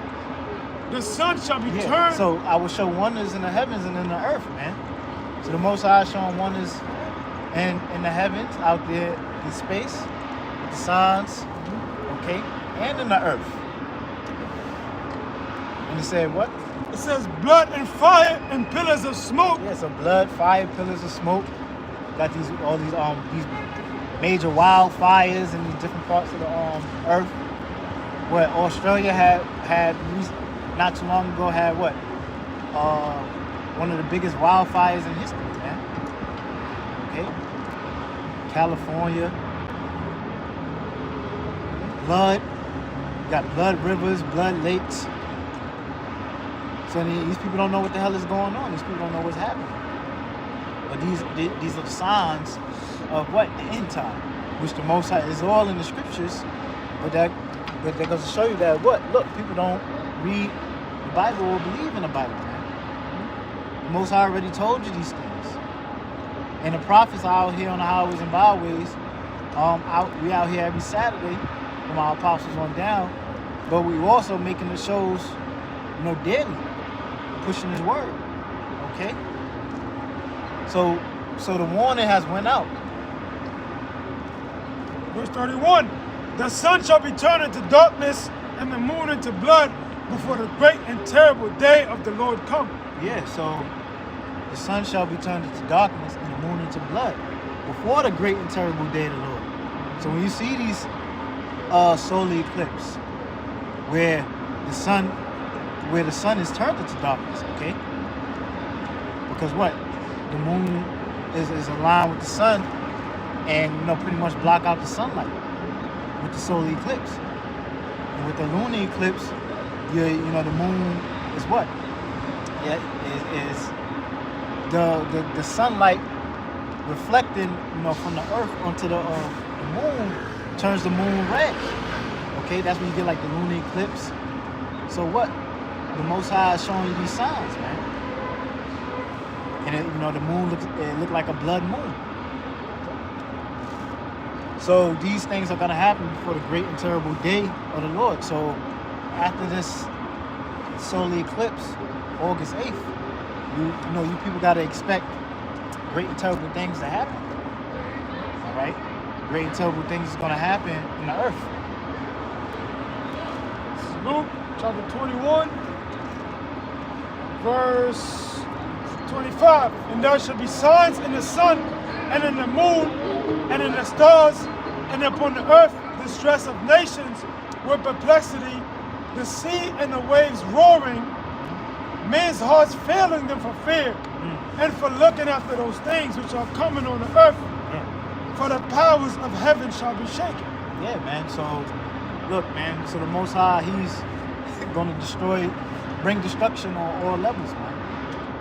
The signs are there. The roaring waves, the roaring sea, tsunami. Japan just got rocked with what? Not Japan. What's that? Taiwan. So they got hit with an earthquake. They over there they get hit with crazy tsunamis. Okay. So these people, these nations are going. The Most High is going to put these nations in fear, man. With His oneness.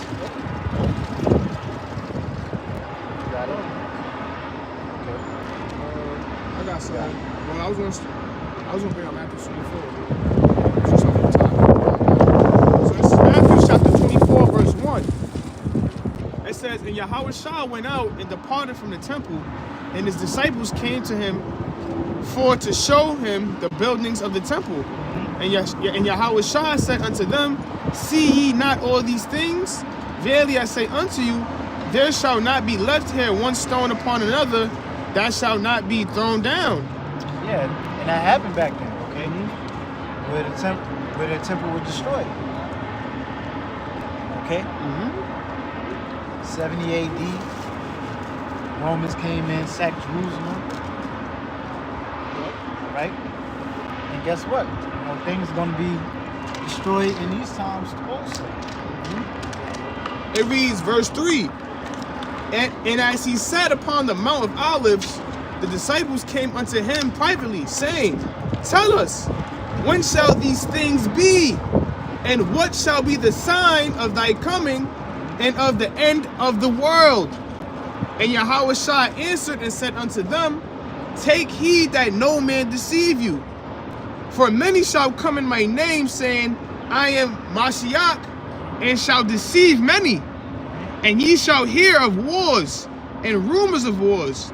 See that ye be not troubled, for all these things must come to pass, but the end is not yet.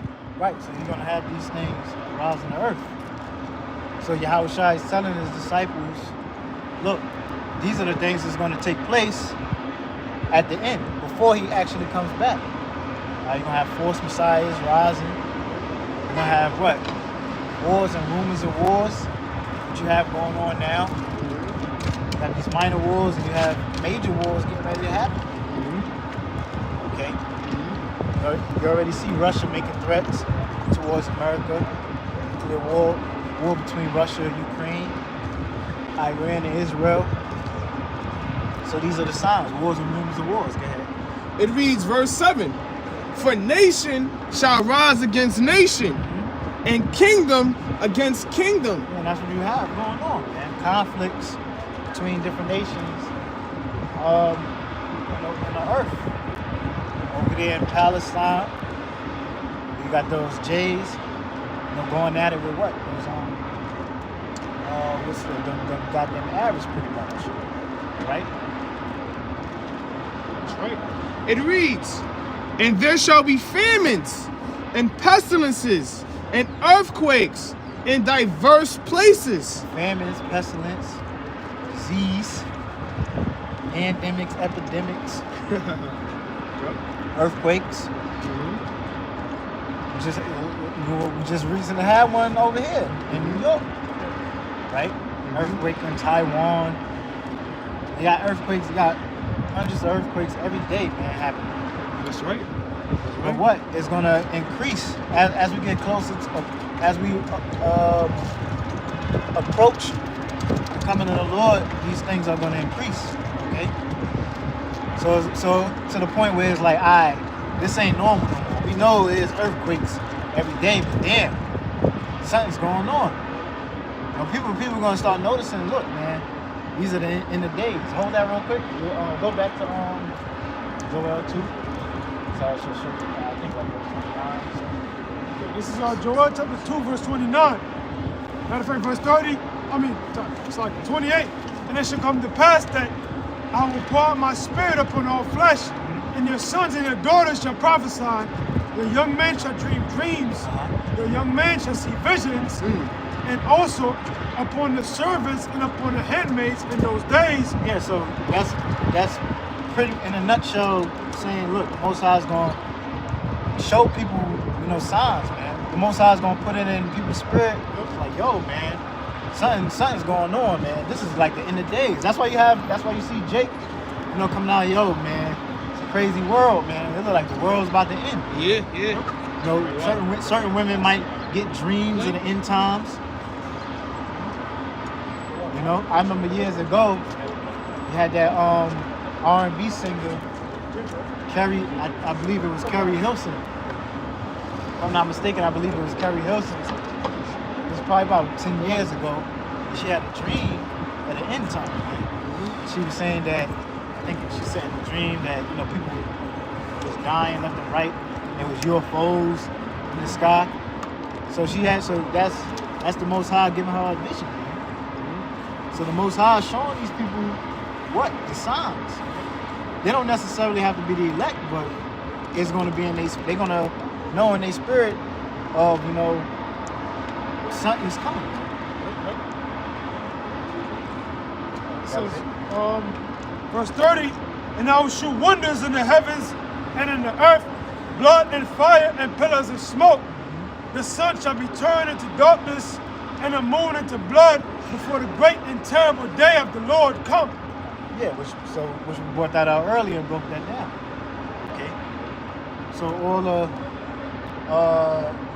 what they call natural disasters, pretty much, those are not natural disasters. Those are disasters from the Heavenly Father. Natural. Huh? Unnatural. Unnatural disasters. those are disasters, destruction from the Heavenly Father. Okay. I was gonna say too, and you're gonna know it's coming from the Lord because Esau got some technology. Esau could change the weather and right. He could manipulate certain things, but you're gonna know it's the Lord coming because the Lord is coming with mighty anger, mighty fury. Alright. So go back to Matthew or yeah. switch. So this is Matthew chapter 24. I'm gonna start from verse 7 again. It reads, for nation shall rise against nation, and kingdom against kingdom, and there shall be famines, and pestilences, and earthquakes in diverse places. Verse 8, all these are the beginning of sorrows. Yeah, so all these are the beginning of sorrows. All right? Beginning of sorrows. Because what? There's many more sorrows to come. Yep. And those sorrows is going to wax worse over time. We read chapters like 2nd Edges 15 chapter, 2nd Edges 16 chapter. It pretty much tell you how chaotic this place is gonna get, man. It's gonna get real chaotic out here. People really trying to survive for the trying to survive on the daily, man. Speak about how a large number of people are gonna die. Okay, it's gonna be few men left. People dying of starvation. People looking for food. You know. Right, shalom. What tribe you guys from? Tribe. Not tribe, excuse me. What campus is this? It's a GMS. GMS? Right. Great Millstone? It's fire. Today I ran into y'all, and this morning on 125th Street, I ran into IUIC. IUIC. So it's like a blessing. It's like God telling me, nigga, you better get in there. Yeah, but look, But hey, I gotta get right, man. the Most High directed you to the truth right here, man. GMS. Okay. We bring out the 100% truth.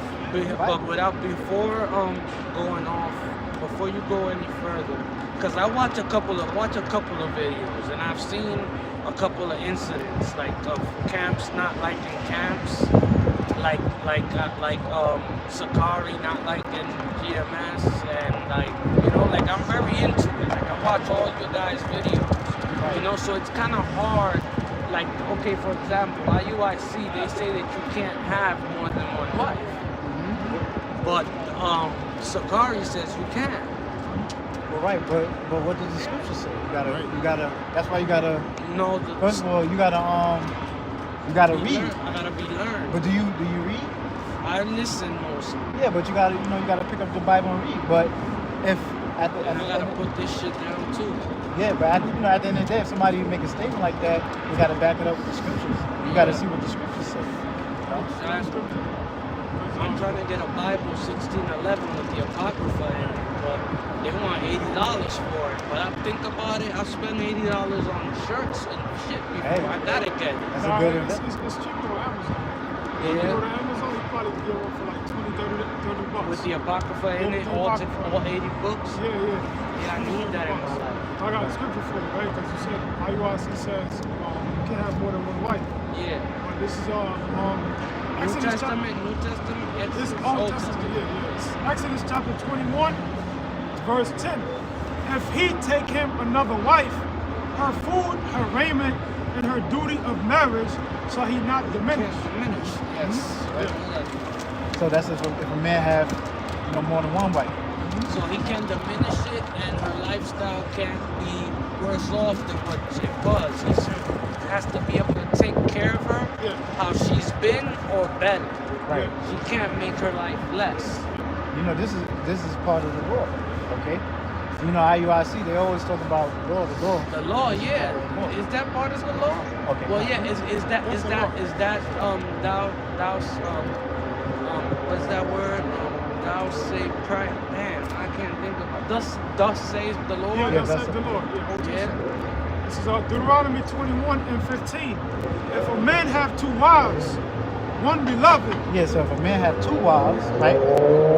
One beloved and another hated. Yeah, so one he loves more, and the one you don't have that much love for, as the one he loves. And they have borne him children, both the beloved and the hated.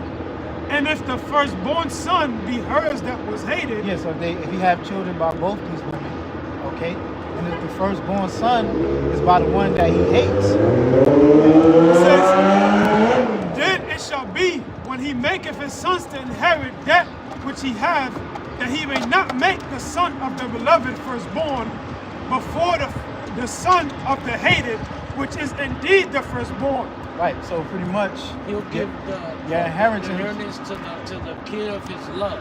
No, to the kid your inheritance go to the firstborn. So if your firstborn, so what it's saying, if your firstborn is by the woman that you hate, you can't say, I don't really like this woman like I love, like the woman I love, so I'm gonna give my inheritance to that. No, your inheritance still bound by the law. Right. That says that's right. So your inheritance still go to the firstborn son. But it said if he have two wives, okay? It didn't say if a man have two wives, he have sinned and should be put to death. No. It goes into a situation of you having two wives and having children by them. And I forget what chapter is that they like to pull out. They like to pull out a lot, saying that one man cleaving onto a woman, like they become one flesh. I know that's early stuff. Right. It's like said New the Testament. IUIC, they always say that, like, 'cause I watched a couple of the videos, they always bring out scriptures that show, like, that we're not supposed to. But then when I hear other camps, they bring out scriptures that you're supposed to. So that has me kind of, that's the only thing I'm kind of confused by. Right. No, but you know, you can deal with more than one woman. But you know, in this society, it's probably not wise to. It's probably not wise to with the way society is set up. But according to the Lord, you can. But you know, It's just like the heathen woman. We could treat the heathen woman but not at the level that we would treat our women. Yeah, that's right. That's Right. This is on 2 Samuel chapter 12, and I'm going to start at 7. And Nathan said to David, Thou art the man, thus saith the Lord God of Israel, I anointed thee king over Israel, and I delivered thee out of the hand of Saul, and I gave thee thy master's house, and thy master's wives into thy bosom, and gave thee the house of Israel and of Judah, and if it had been too little, I would have given thee such and such things. So David had more than one wife. He had Oh yeah, wives. so there's Solomon, all of our forefathers. Right. You guys all from the same tribe, Judah? No, you know, brothers from different tribes. Benjamin, yeah, Levi. I'm from Simeon. From Simeon? Okay, so the minute. Yeah, So you believe in the name of the Most High? of course. You know the name? Yahweh. Yahweh ben Yahweh and Yahweh Shah. That's right. That's right. The name of the Most High, the name of the Son. That's right. And I don't believe in this Godhead, that they're all three the same and all this crap. Right. They try to show you That Trinity. that Trinity garbage. How did they? In the Bible it says it. It says woman is under the man is under Christ, and Christ is under the Lord. That's right. So how could they be the same person and one is over you? There you go. Like right there, that's a cut. You know? There you go. Yeah, and you know those names are important. Okay, you got camps that don't push the name. You know, like IUIC, they call them on They God. call, right, the reason they say Jesus, this is their what they say. We call him Jesus. It's not because we don't know the name. It's because more people understand it and more people notice the name. But the thing is, it's not about that. See, It's just like keeping white. They It's might as not well about have the kept masses. them white. The Most High is not dealing with the masses. The Most High is dealing with the remnant. And the And Most High, He's gonna wake up whom He want to wake up. not just that. If we're not gonna call him by his real name, might as well leave him white Right. as well too. Yeah. There you go. It's Acts chapter 4, verse 12. Neither is there salvation in any other. Yeah. So neither is there salvation in any other. So as long salvation is gonna come by Yahweh Shah. It says, For there is none other name under heaven given among men whereby we must be saved. Yeah. And that name, no other name. Okay. So you can't. Well, we know the name, but we gonna quote this because the people. Because more people No. want to know. That's not that name. Can't Especially save. with their viewage and their viewership and how many members they have already, they could have been cut out the Jesus name and started saying Yahweh because they got they're the biggest out right now. So if they want, they could just switch it and start saying Yahweh Shai. You know what I'm saying? I got a preset. This is Zechariah chapter 14, verse 9. And the Lord shall be king over all the earth. In that day shall there be one Lord, and his name one. So his name one. Okay. His name always been one, and his name's gonna be manifested. Okay, but it's being manifested now by the prophets out on the highways and byways. Pushing it. I've seen down here before with a bushy, he had like a little mustache, and it reminds me for some reason of that show Moving On Up, like the Jeffersons. Right. Got like the, you know, like, To the guy. Oh, okay. Oh, Elder Gad. All right. yeah, I think that's the elder, yeah. The big dude? He's not, well, is he big? You somebody told Apostle Tahar. He's probably your height, maybe. A little chubby. Light skin?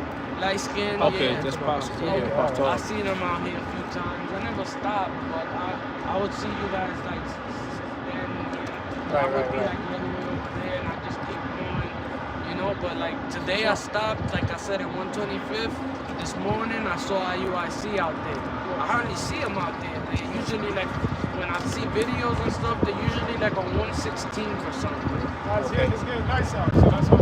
It's starting to come out now. Yeah. But that's you gotta be out here no matter what. Right. Hey, let me ask you this.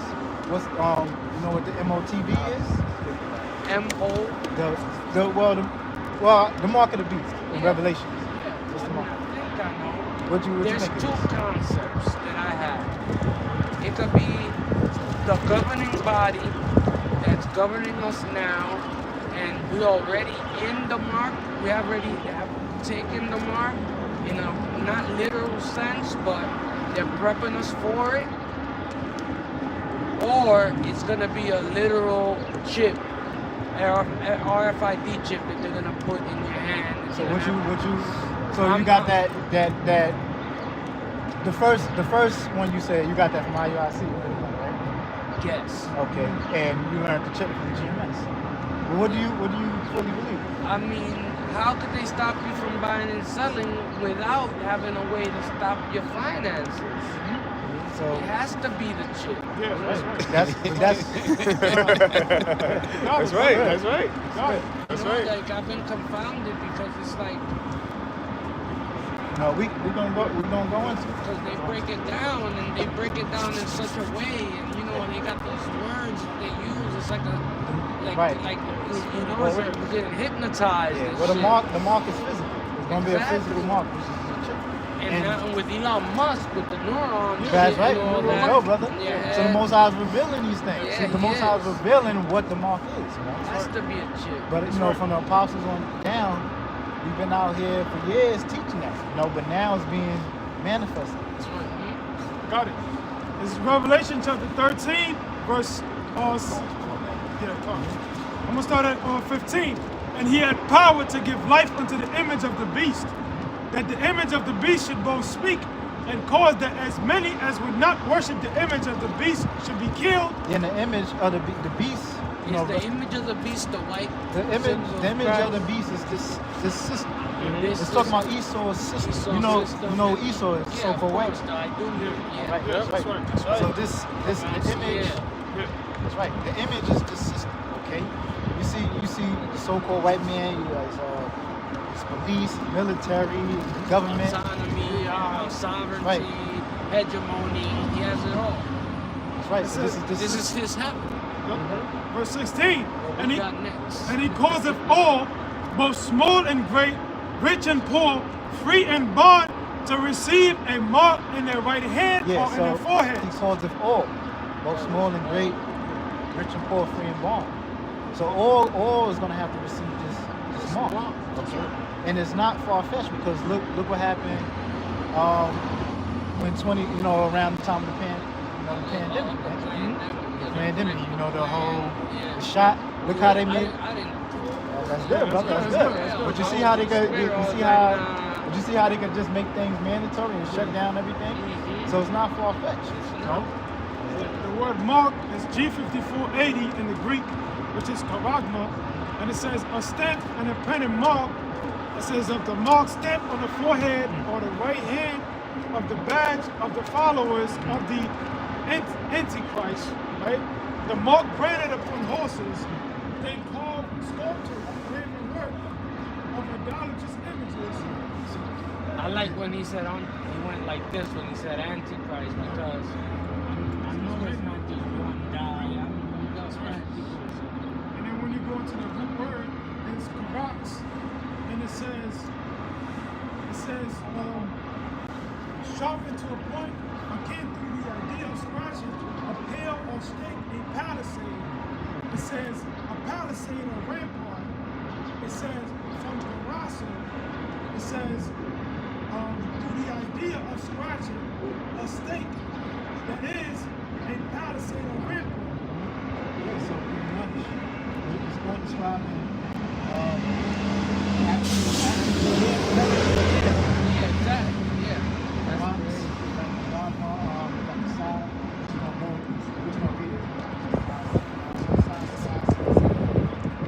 It says, and he causeth all, both small and great, rich and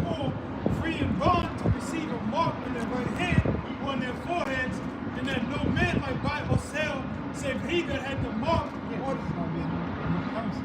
Yeah. Because the dollar bill is soon gonna be obsolete. Absolutely. They Yeah. collapsing the dollar bill. Yeah, on purpose. Right. And Putting if all you- these people out of work for this BS Yeah. and all the Right. stuff. That's so crazy. How the white man makes chaos in order to come and save the day. And he fucked up. Right? He's the devil. He's the devil that moves. He comes like that from the womb. Right. Proverbs 29. Most High created wicked for the day. Yeah. That's his whole purpose. Exactly. So pretty much, you can't buy or sell the Travis Mark. And you can see that they're making everything digital. Yeah, because they started us off slowly. They Right, started right, us right. off with a credit card. Then you worked on it with the check. Now you can tap. Now you can use your phone. It's all programming you. That, oh, what's a little chip? Mm-hmm. You know? Even in the COVID-19 around the pandemic, what do you have to do to enter a building? They scanned your forehead or your hand for your temperature. Yeah, that's all precursors, predictive programming. Yeah, the precursors to what's really yet to come.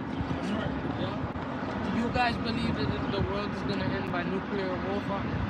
Yeah, we're gonna get those scriptures. We're gonna finish this. We're gonna get that. This is Revelation 13 and 17, and that no man might buy or sell save he that hath the mark or the name of the beast or the number of his name. Here is wisdom. Let him that have understanding count the number of the beast, for it is the number of a man, and his number is 603 score and 6. 666. Which is going into that Marco system. Mm-hmm. You know, the Marco. Because everything has a Marco to it. And pretty much what it is in society, they want to brand us, right? We're product unto the elite. That's pretty much what's up to the elite. Just like jails and slavery and just like how here's the slave wages, how they pay us so little money and you got all this money to give to the Jewish people over there selling. What about our brothers? Why do they pay us? They have nothing they can give us for reparation. It's only hellfire for them because they were throwing our babies to hell. There's no reparations, no coming back. It's not You gotta pay with it. By shutting his blood. exactly. There's no payment that can pay for what they did to the Native Americans, to the African Americans, nothing. They can't offer us. There's not a number on all the shit parts, on all the BS that they did. This is Jeremiah 50 and 33. Thus saith the Lord of hosts, the children of Israel and the children of Judah were oppressed together. Yes, so the children of Israel and the children of Judah is oppressed together. Israel represents The Northern Kingdom. northern. Okay. Which are the 10 tribes. Yes.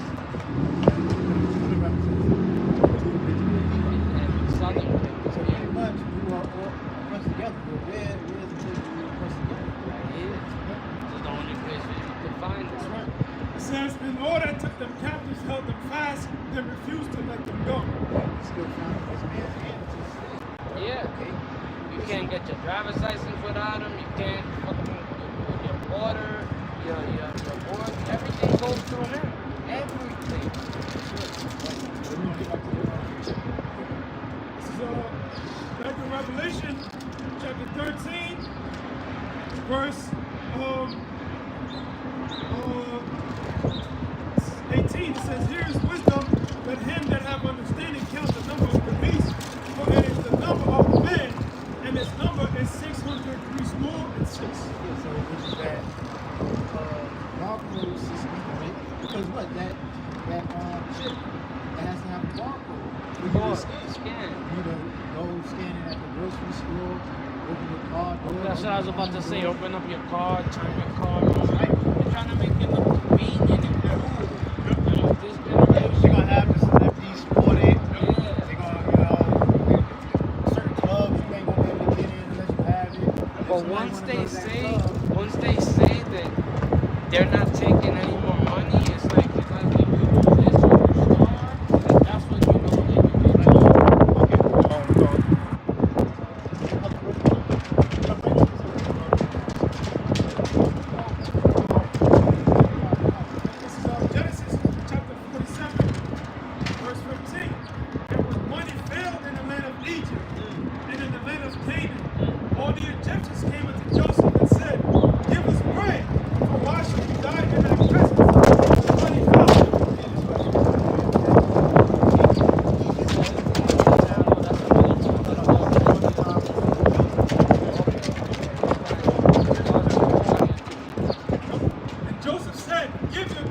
and I will give you for your cattle if money failed. And they brought their cattle unto Joseph, and Joseph gave them bread in exchange for horses and for the flocks and for the cattle and the herds and for the asses. And he fed them with bread from all their cattle for that year. And when that year was ended, they came unto him the second year and said unto him, we would not hide it from my Lord, how that our money is spent. My Lord also have our herds of cattle. There is not aught left in the sight of my Lord, but our bodies and our lands. So pretty much, like, so back then, you know, so they had the money, so they had the money fell. So they had, you know, look for the source of valuable things to trade. Yeah, right. So just like that happened back then, and then once everything fell, you know, they had the bodies. So you know, scriptures say that the things before him were all around. So these things we read the scriptures for what? To prepare for things to come, and also because it's our heritage. That's right. You know, so pretty much because a family is coming too. Oh yeah. See, is it America imports more than every country in the world? We don't make anything.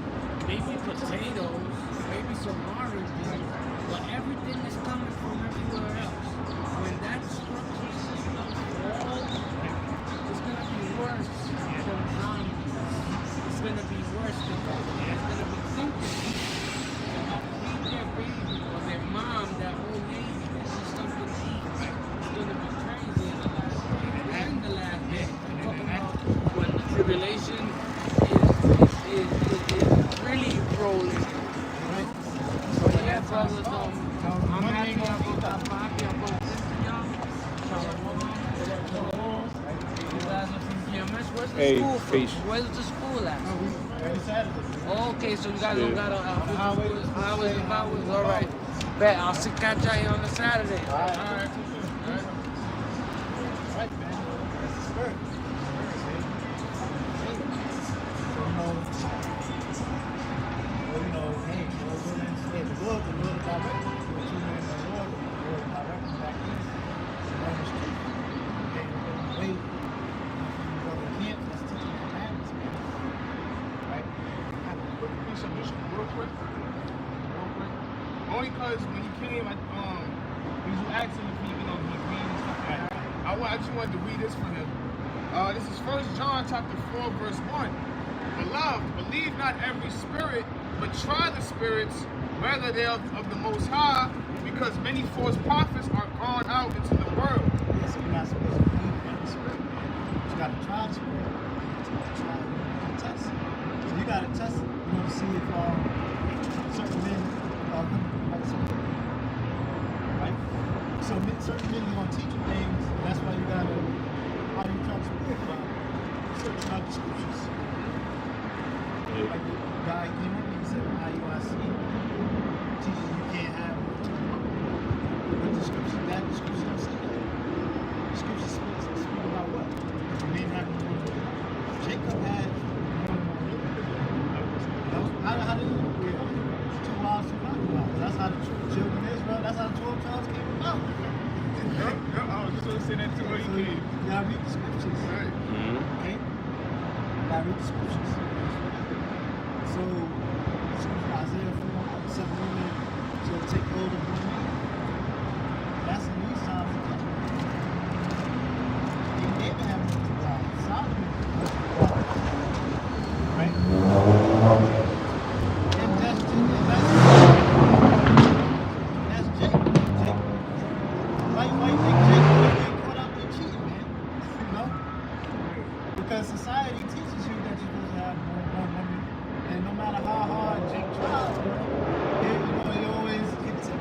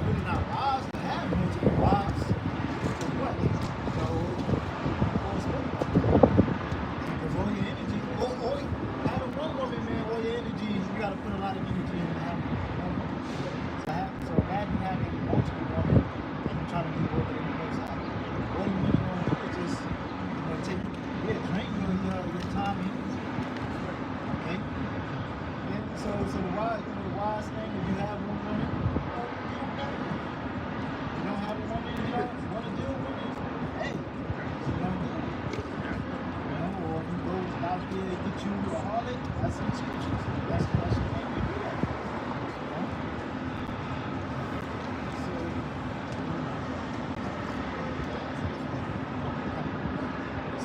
Isaiah 4:1.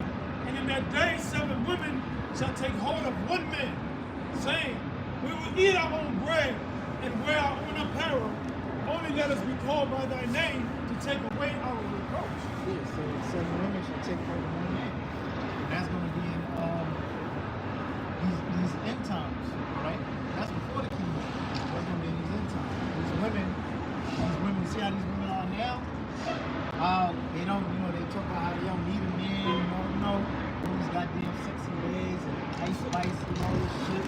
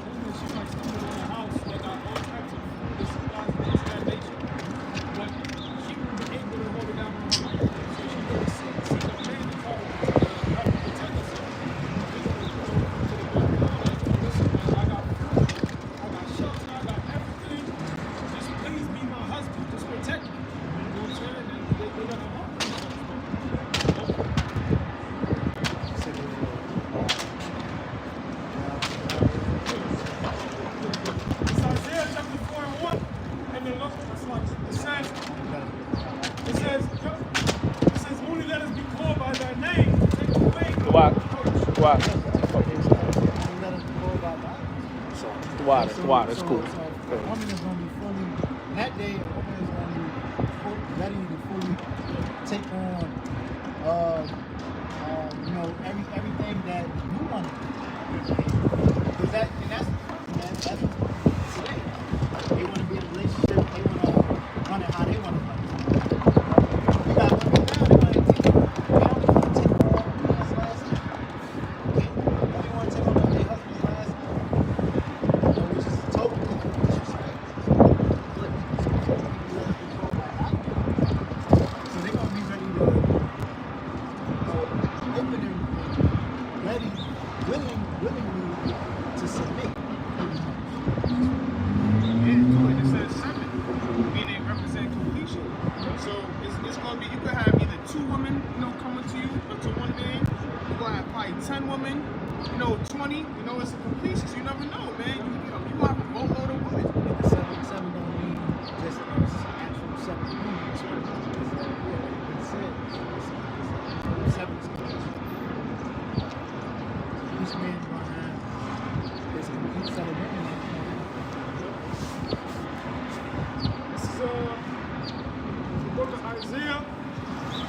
13, verse 12, it says, I will make a man more precious than fine gold, even a man in the golden wedge of Ophir. Alright? Because gold is something of value. Guess what? Man is going to be more valuable than that. That's why.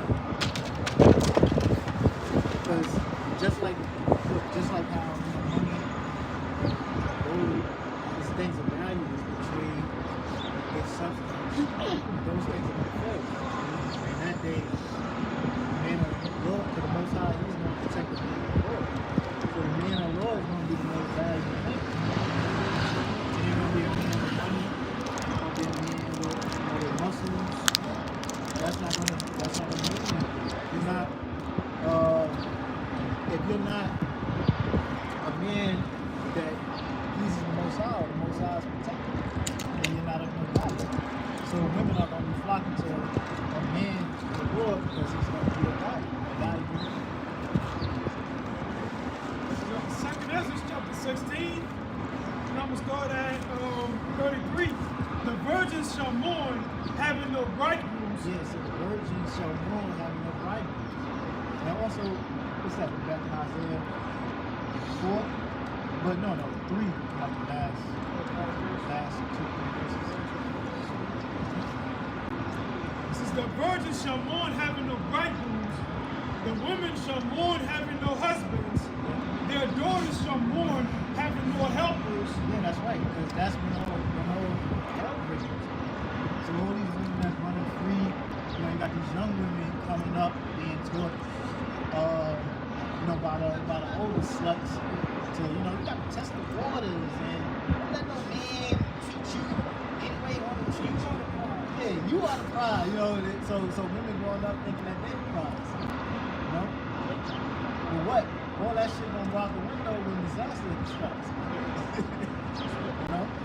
And then when they ain't got 911 to call, because what? 911, the goddamn National Guards and the troops, you go one of them, they gonna bust you upside your head and put you in a concentration camp. They gonna be looking to rip your ass and kill you too.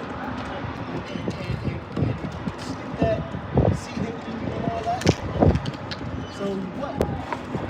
And then what? These niggas, niggas on the street, gangsters, Bloods and Crips, that ain't gonna be nothing that time.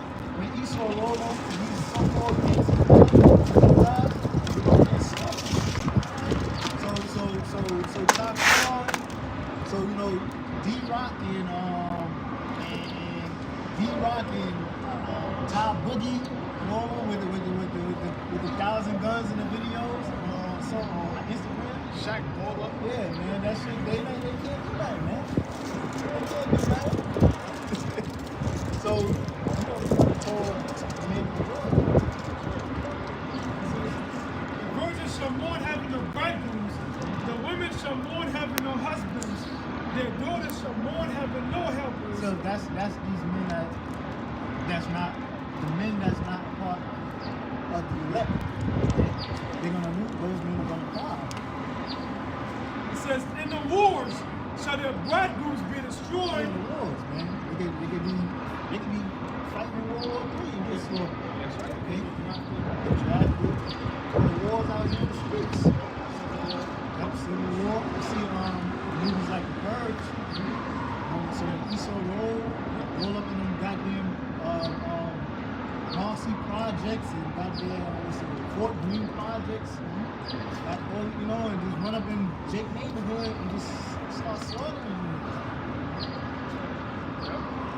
It says, in the war shall their bridegrooms be destroyed, and their husbands shall perish in famine. Their husbands shall perish in famine. Okay? So all these guys, got to do what I gotta do, provide for my home and shit, man. This nigga's gonna die, man. It's gonna be a time you can't even feed yourself. Fuck your family. And what? The man, you might go to you want your wife and your kids. Okay? And then now the wife is left to fend for herself. Hey, you're gonna have it that day too. Women eating their own kids, man. It's gonna be cannibalism as well. It's gonna happen at an all-time high, man. In those times, it's Better yet, you know, when Jacob's trouble come, you know, like the elder brothers is going into. Oh yeah, man. You already know how the black people don't give a damn about a child, man. The scripture, it's all in the scripture, man. You got them women sacrificing their children, passing their children through the fire, you know. All, you know, can't eat your own children. You got these women putting their damn child in a microwave and in an oven, you know. Cause they crying and shit. And so imagine that day, man, family. Yeah, that's crazy, yo. I think it's called something called postpartum. When a woman gives birth, she automatically doesn't want to be around the baby. You know.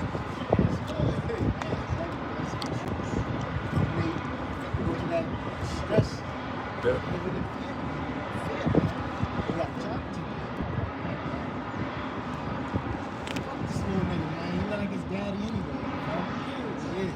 That's how they gonna be. This is Isaiah 3:25. Thy men shall fall by the sword, and thy mighty in the war, and her gates shall lament and mourn, and she being desolated shall sit upon the ground.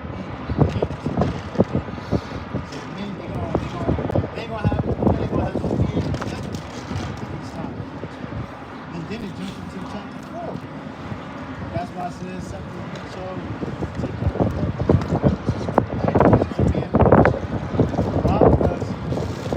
Average niggas out here that get chasing, cause, you know, status, they ain't gonna do it. They ain't gonna be of no value because they're not of the man of war. Therefore, no size going to school. This is Jeremiah chapter 4, verse 30. It says, "And when thou art spoiled, what wilt thou do? Though thou clothest thyself with crimson, though thou deckest thee with ornaments of gold, though thou rentest thy face with painting, in vain shalt thou make thyself fair. Thy lovers will despise thee, they will seek thy life." Verse 31, "For I have heard a voice as of a woman in travail, and an anguish as of her that bringeth forth her first child, the voice of the daughter of Zion that bewailed herself, that spread up her hand, saying, Woe is me now, for my soul is wearied because of murder."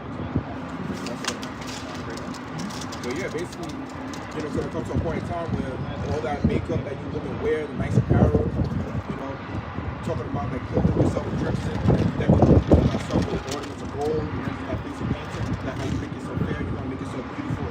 But it's like in that time, that's gonna be a trap, a curse to you, because you see, when you're looking all that beautiful, looking like a, you know, sort of fine piece, you know, all that just brings attention, and that's all the one attention that y'all gonna be pretty much like getting in that time. And then those lovers that seeking your life is basically those same sims that be pretty much watching you on social media, seeing the things that you're doing, you know, seeing that you going to this club, going there, you know, that pretty much like they're gonna be lurking up there, trying to find where you live at. They're gonna be trying to come with all types of other guys that they, you know, pretty much like they're gonna go as far as having a whole allegiance to coming after you. And God forbid if you put them on child support or you left them over financially, having them cash apping you, depending on you, and things of that nature. And yeah, it's gonna be a lot of that. And then come after you. This is Zephaniah chapter 1, verse 14. That the great day of the Lord is near. It is near and hasteth greatly. Even the voice of the day of the Lord. The mighty man shall cry there bitterly. Yeah, they're not doing Read it again? Okay. This is Zephaniah chapter 1, verse 14. The great day of the Lord is near. It is near and hasteth greatly. Yeah, so the great day of the Lord is here. Right? That's the day of destruction upon Babylon. Right? Judgment upon them. It reads, even the voice of the day of the Lord. Yes, even the voice of the day of the Lord. Prophets. Okay? Because before the day of the Lord actually comes, the Most High is going to have his prophets and God will teach them together. Right? Give them the warning. The mighty man shall cry there bitterly. Don't cry there bitterly. Okay? You know, the mighty man, that ultimate mighty man, okay? The ones that's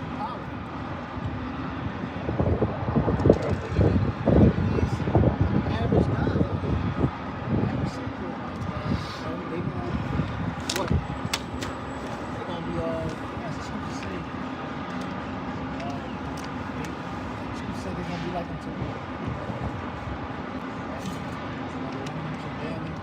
Child. That's how these people want to be. Like, that's how these so-called men want to be. And we see society. It reads verse 15, that day is a day of wrath, a day of trouble and distress, a day of wasteness and desolation, a day of darkness and gloominess, a day of clouds and thick darkness. That's going to nuclear destruction. Clouds, thick clouds. What? That's going to all that smoke. Darkness, block out the light, the sun. So it's going to be a great event. It's going to displace new darkness and light. Explosions and smoke. It reads verse 16, a day of the trumpet and alarm against the fenced cities and against the high towers. So the day of the trumpet, all these cities. Okay? This is that alarm. Will come destruction. It's not going to come on. You're going to get them alerts. If those missiles, when the missiles come, this is not a test. Fire drill alarms, man, running wild, skiing. That's how it's actually going to get like that. You're going to know, look, we're going to get back in the line.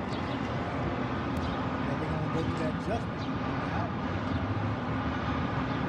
Verse 17, and I will bring distress upon men, that they shall walk like blind men, because they have sinned against the Lord. So your distress is coming from God. Your distress is coming from God. God, you refuse to return to the Lord. Right? You want to help if you want to be in the state of spirituality. But what? The Most High is going to reveal their judgment. Like this is going to, the time is going to come, you don't know that this is your judgment from the house of shot. Yep. It reads, and their blood shall be poured out as dust, and their flesh as dung, as the dung. So it's going to be mass death. Yep. It reads, verse 18, it's the last verse.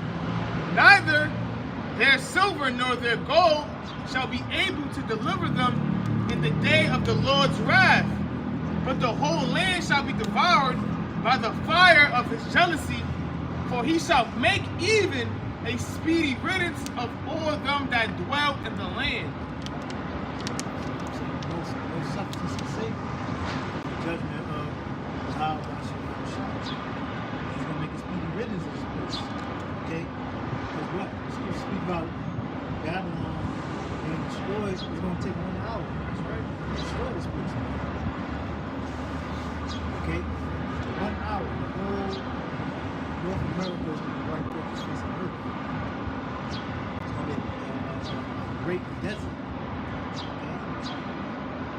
So that's the that's the Lord's gonna show you his power, the magnitude of his power.